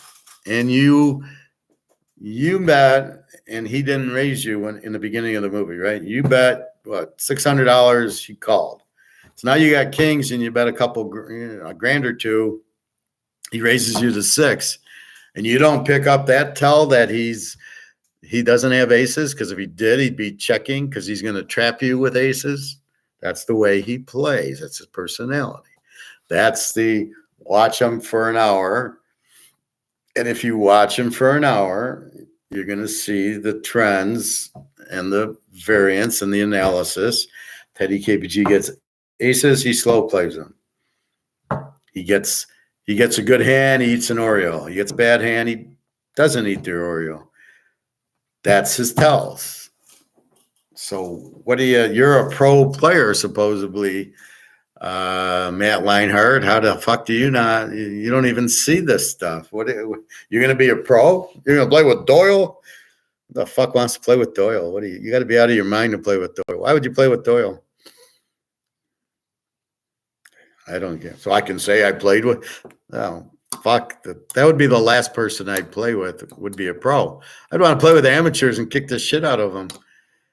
And it's sort of like we're professionals when it comes to finance and economics, right? We know money you should be in and money you should be out. What's happening, keeping you abreast. So why do I want to talk, if somebody else knows about gold, fine. I can't educate him. I can educate people that don't get it. So that's really the point of it. Anyway, I got a phone call at 4:30, so I got another 20 minutes. So poker, again, you're watching the person. You really, the only key I can tell you, because nobody's stupid enough to eat when they got a good hand, although they will drink or watch the TV. But sometimes they'll watch the TV bluffing, especially if they hear me say it. Oh, watch the TV, and then the guy tries to bluff me by watching the TV. And maybe he flopped a set or two pair. I don't know. But it was a strange bet that he would do. Anyway, poker, you're watching the bet. You're watching a little bit of his mannerisms. But as I pointed out, I can fuck you up watching my mannerisms because I know you're watching. So I'm going to give you fake mannerisms, right? I can't give it to you here because I'm teaching you. You're not watching my mannerisms. You're listening to what I'm teaching. So it's not the same. But at poker, which I hope to play tomorrow, you don't fucking know what, I know you're watching me. So I'm going to give you one motion. I got aces and another motion when I got aces. And it's going to be depending on what the other people at the table do. If I got a hot table and I'm first to act and I got aces, I'm checking. And then hopefully it gets raised and then I'm dumping all my money in. I'll never forget that one table was explosive as hell. And I'm first and there's 10 people and they're all raising. Everybody's raising. And I got pocket aces. And I'm the first to act and I check, assuming there's going to be some bets and raises. And nothing happened. And it went all the way around, and nobody raised, so I could go all in. I couldn't fucking believe it. And then of course, 2-2s, 2-8-2 flopped, and somebody had a 2 because the whole table was in because it was only $2. And I had to fold my aces to a set of 2s, which I was correct on. The problem is the next card was the ace, and I would have won with aces full. But he made it like $100, and I can't see. I know you got 3 2s. I got aces. How can I call? But, now, had I bet the $25, $30 that I should have bet, being the first to call and not trapping, then it would have been interesting to see what happens. Then the 2 goes out, and I probably have 1 or 2 people playing me. So the 2s come out, but there's no set of 2s. I again bet. Then the ace hits. Now I don't know what I get. I don't know how many people I got in there, if any. But that's the thing with poker. You try to hide your hand as best as you can. You hide your tells, you hide your bets. Because the more information you expose, the easier it is to be read. Like I said, now you get the bluffers. When they bet a lot on each card, they're bluffing. And then when they don't bet, they're contrarian, right? I'm bluffing every hand. I picked up 3 9s. I'm checking. Well, it's in reverse. So, wait a minute, if the big better's checking, it's to keep us in. She's got a good hand, which is what she had. But I read that. See, I don't know how many other people read that tell. I did, though. And I read the tell because it was different than her other hands. She's always betting a lot, and she wins a lot because she bets a lot, and people fold unless they have, like what I did. I beat her trip nines. Well, in that case, she was bluffing, so I probably had three aces, and I buried her. I check. She makes a big bet. I call. I check. She makes another big bet. I call. Oh, I got three aces, and you're bluffing. And that's how you play the bluffers. But you got to get the hand. You got to get a hand that you can withstand the big bets with. And that's probably why she does it. She figures most people are going to fold, and she'll win, and she does. She does win. She does quite well. But her weakness is when she has a hand and she checks. Now you're standing up telling her, I got a good hand. I checked, and that's the problem when you start doing things differently. And people are watching you and they are taking notes, except for when you watch me and I know you're watching me. I'm not allowing you to do that, right? If you see something different, it's by design. And that's really the problem. So that is poker. So keep your eyes open. We're in a recession for real because costs have gone up thanks to the idiots printing the money. The debt's huge. People will start waking up, pulling their money out, which will crash the market. So don't be stupid and put your money in the market. And then when it crashes, be all surprised. Oh, how could the market crash? Because all the people that were propping it up left. And they're not going to tell you they're leaving. They left. It happened in China and Japan. They just got out of the market and it crashed. It's coming here to a theater near you. So keep that in. So you have to understand what's happening. We're in a recession. The economy's slowing. The money's worthless. How do I get? That's why another reason Bitcoin's going up is people who are uneducated think Bitcoin's money. And they know, well, I got to get out of the banks and I know I got to get, into money, into a safe haven. But, gold doesn't go anywhere because I don't know gold's price fixed. Wait till they get a load of Bitcoin being price fixed. Wait till you think Fink and JP Morgan are going to let you be rich? Well, you out of your fucking minds? So keep in mind, COMEX is taking over Bitcoin. Anybody in Bitcoin, you're fucked. You just don't know it yet. We know it because we were watching how he fucked us in gold and silver for so long that we now it's going up every day. All right, I'm all excited. What's my goal at?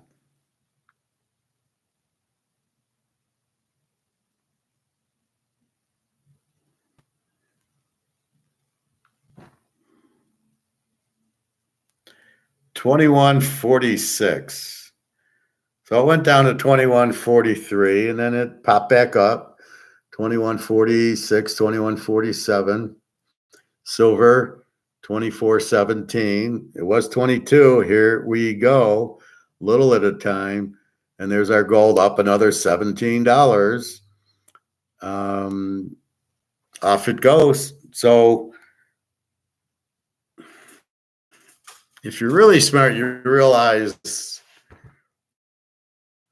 fuck, I can get into this real cheap. I can get into a $20,000 ounce of gold for $2,200. What is it? 21. It's 21.47, but it's gone up $15-20 a day since Monday.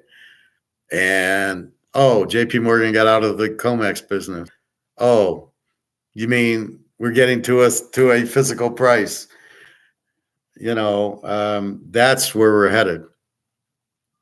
And that's the whole point of it is, you must understand the game and the rules. You must understand eating the Oreo cookies, what it means. But you got to understand to look for the Oreo cookies. That's where we excel. You look for the Oreo cookies, you find them, that's what you do. So in this case, you found the gold. You realize the dollar's worthless. You found the gold. Now off you go. What else? So we covered how to interview. You're calming the host, the company, down into trusting you. Look, I've done this. Look, I bet football. I won the Super Bowl with Mahomes last year. Don't worry, I can pick games. And so I'm showing them on my resume, look, I did it at Mercedes. I did it at GM. Same type of role. I got a master's. Don't worry about it. I got to be careful not to bring up gold because people don't understand it, or Bitcoin, or any of. I got to be careful in the interview not to intimidate them too much. I am trying to find like a place to teach, like in a hotel or something like that, where I can get 50 people at $20 a piece for the class, and then do what I'm doing here. I'll still do this, but might as well get paid for it. But I don't want to charge you guys. What's the fun in that? I want to enlighten people who are fucking clueless, the Madoffs of the class. I'll call them all Bernie, and the girls I'll call Bernice, and I'll just call them Madoffs and laugh my ass off. We'll get it. They won't get it, but we'll get it. All right, so you need to study the website of the products and their customers. They're in a lot of different countries. And I don't need it too often. Yeah, I've heard of you. You make auto parts and you sell to GM and Ford and Toyota. How do they expect you to memorize their website? No. It's a Teams meeting, so it'll be on Teams. And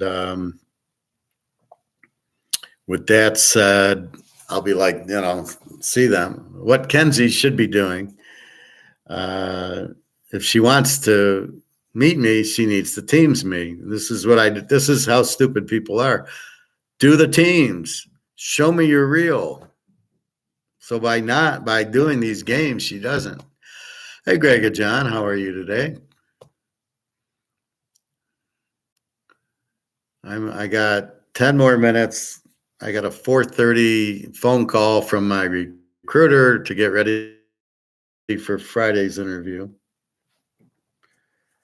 So tomorrow is my birthdays, and I should hear from my girls. That's all I want. I want a gift from them. Just wish me the happy birthday. Give me the I love you. That's more than that's. But if you don't, I'll get really pissed. I always am like that. If I don't, or like with my kids, if they don't, I don't send them anything because I'm first. I March, they're May and July. And if they don't say happy birthday to me, I don't say happy birthday to them. Fuck them. Because that's how us stoic people act. You act stoically, so you treat people the way they treat you. And if they're going to treat like that, that's why you ignore people or get them, or because they're very bad for you if they, these are the people you don't want to associate with. So anyway, what do you got, Greg and John? We got 15 minutes. What do you got? It's a good show. You'll love it when you read it back. Got into interviewing and Toyota competition and Bitcoin. A lot of Bitcoin, and very, very excited about that. That was, I think I figured out how to handle the Bitcoin people. Just a second.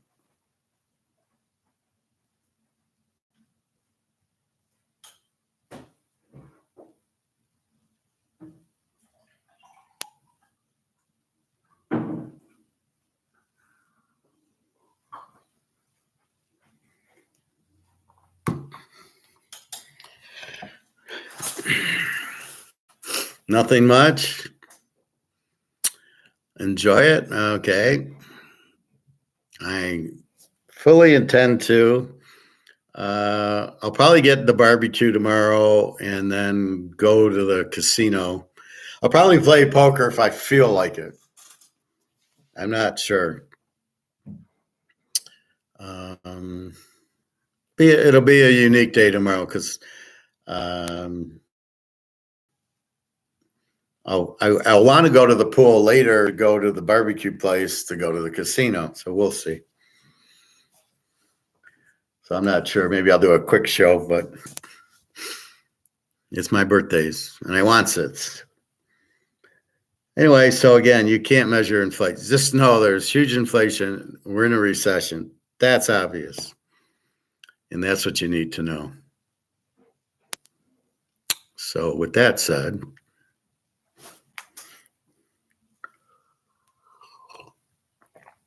well, thank you, Greg and John. And I don't know if I'll be on tomorrow. I won't be on normal time, I think. I might be on at night because if I go to the casino, so I would go to get the barbecue, then go to the casino. That's going to be, probably in the afternoon, late afternoon. So if I do, it'll be a night show tomorrow, a night game. Well, you're welcome, Greg and John. Go to the beginning. This is a fabulous show. Even I liked it. So, I know I repeat, but not today. Today was destroying Bitcoin and the Madoffs. The Bitcoin people and the Madoff people. Gutted. I loved it. Haven't seen Bobby Bo. Bobby, where the fuck are you? You missed class again. That's $100 fine. So I got to get ready. So the interview's Friday at, I think, 1:30. So I will be on after 1:30. Friday. And I think what I'll do is go swimming at 10 and get home by 11:30. And then it's a Teams interview here. I never know what to wear. I think I'll just wear a polo shirt. Or maybe I could wear a button shirt because all I can see is this. So maybe I have a black dress shirt I could wear. Why not? Anyway, so keep your eye on what's coming. We'll see what this March 11th is going to be. Hard to say. We know gold is going up $15, $20 a day. It ain't stopping because COMEX is gone to Bitcoin. So it's leaving us alone. And the normal demand, there's already been a huge demand from the central banks. But as it goes up, it's going to keep going, right? Gold should go up every day for 6 months. I mean, if COMEX is really gone, we're not getting the 10 o'clock crush, which I am not seeing. Gold will just keep going up. The dollar will just keep going down, and there's nothing they can do. So this will be interesting. Again, we're waiting for Russia and BRICS to come out with the gold standard, and we will go from there. That'll be a big thing too. Anyway, so that'll be nice. So looking forward to having a good day tomorrow. It's funny because the girls always ask me, what are you up to? I go, it's the same thing. I'm going to the pool. I'm teaching class. I'm eating dinner, whatever. And so tomorrow will be going to the pool, going to the barbecue, going to poker. Just a nice you need that little change of pace. I'll have to see how I feel if I feel lucky. These are my lucky chips. So when I go to poker, I got this is a Caesars,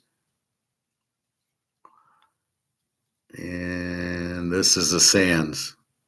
I don't know why it goes upside down. So these are the Sands is very lucky. I love this chip. It's very pretty. This is a new one, but I do have the other Caesars. I'll bring up Stardust. every time I bring a silver coin, I'm not lucky with it. I tend to lose, so I can't bring that. I'm not bringing gold. I'll get killed in the parking lot.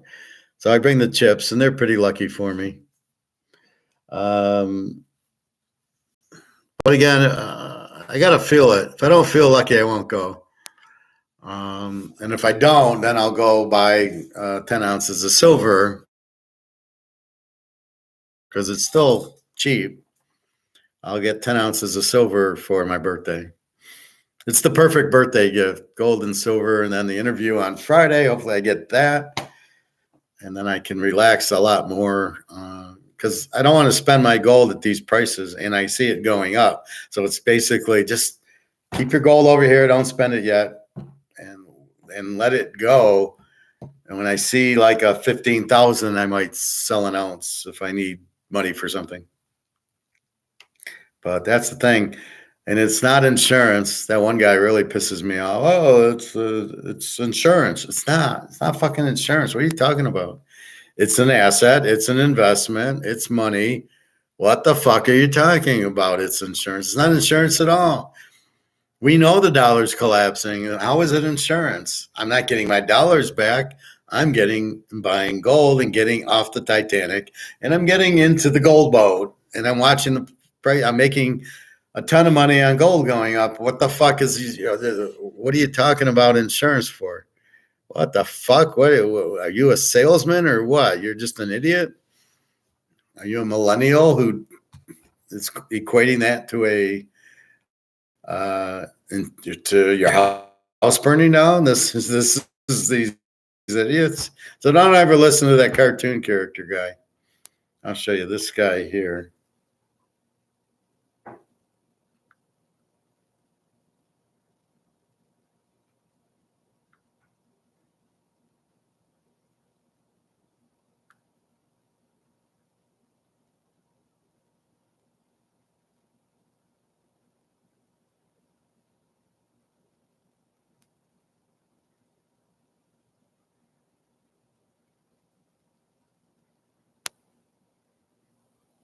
So here's an interesting story I won't watch. Bitcoin halving. What the fuck is that? Bitcoin halving. So they're going to have 42 million Bitcoins, and you think it's limited. Okay. Good to know.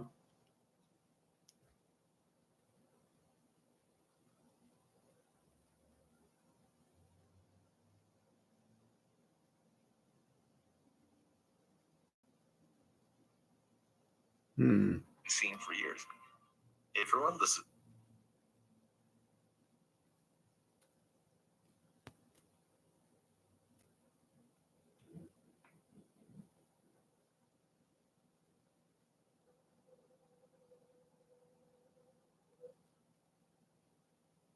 Oh, I might have deleted it. Oh, here it is. So if you ever see this idiot, I really don't like this guy unless he's got Egon on, the guy with the beard, some European guy. But if you ever see this guy, don't waste your time. He's a fucking idiot. He's clueless. So keep that in mind.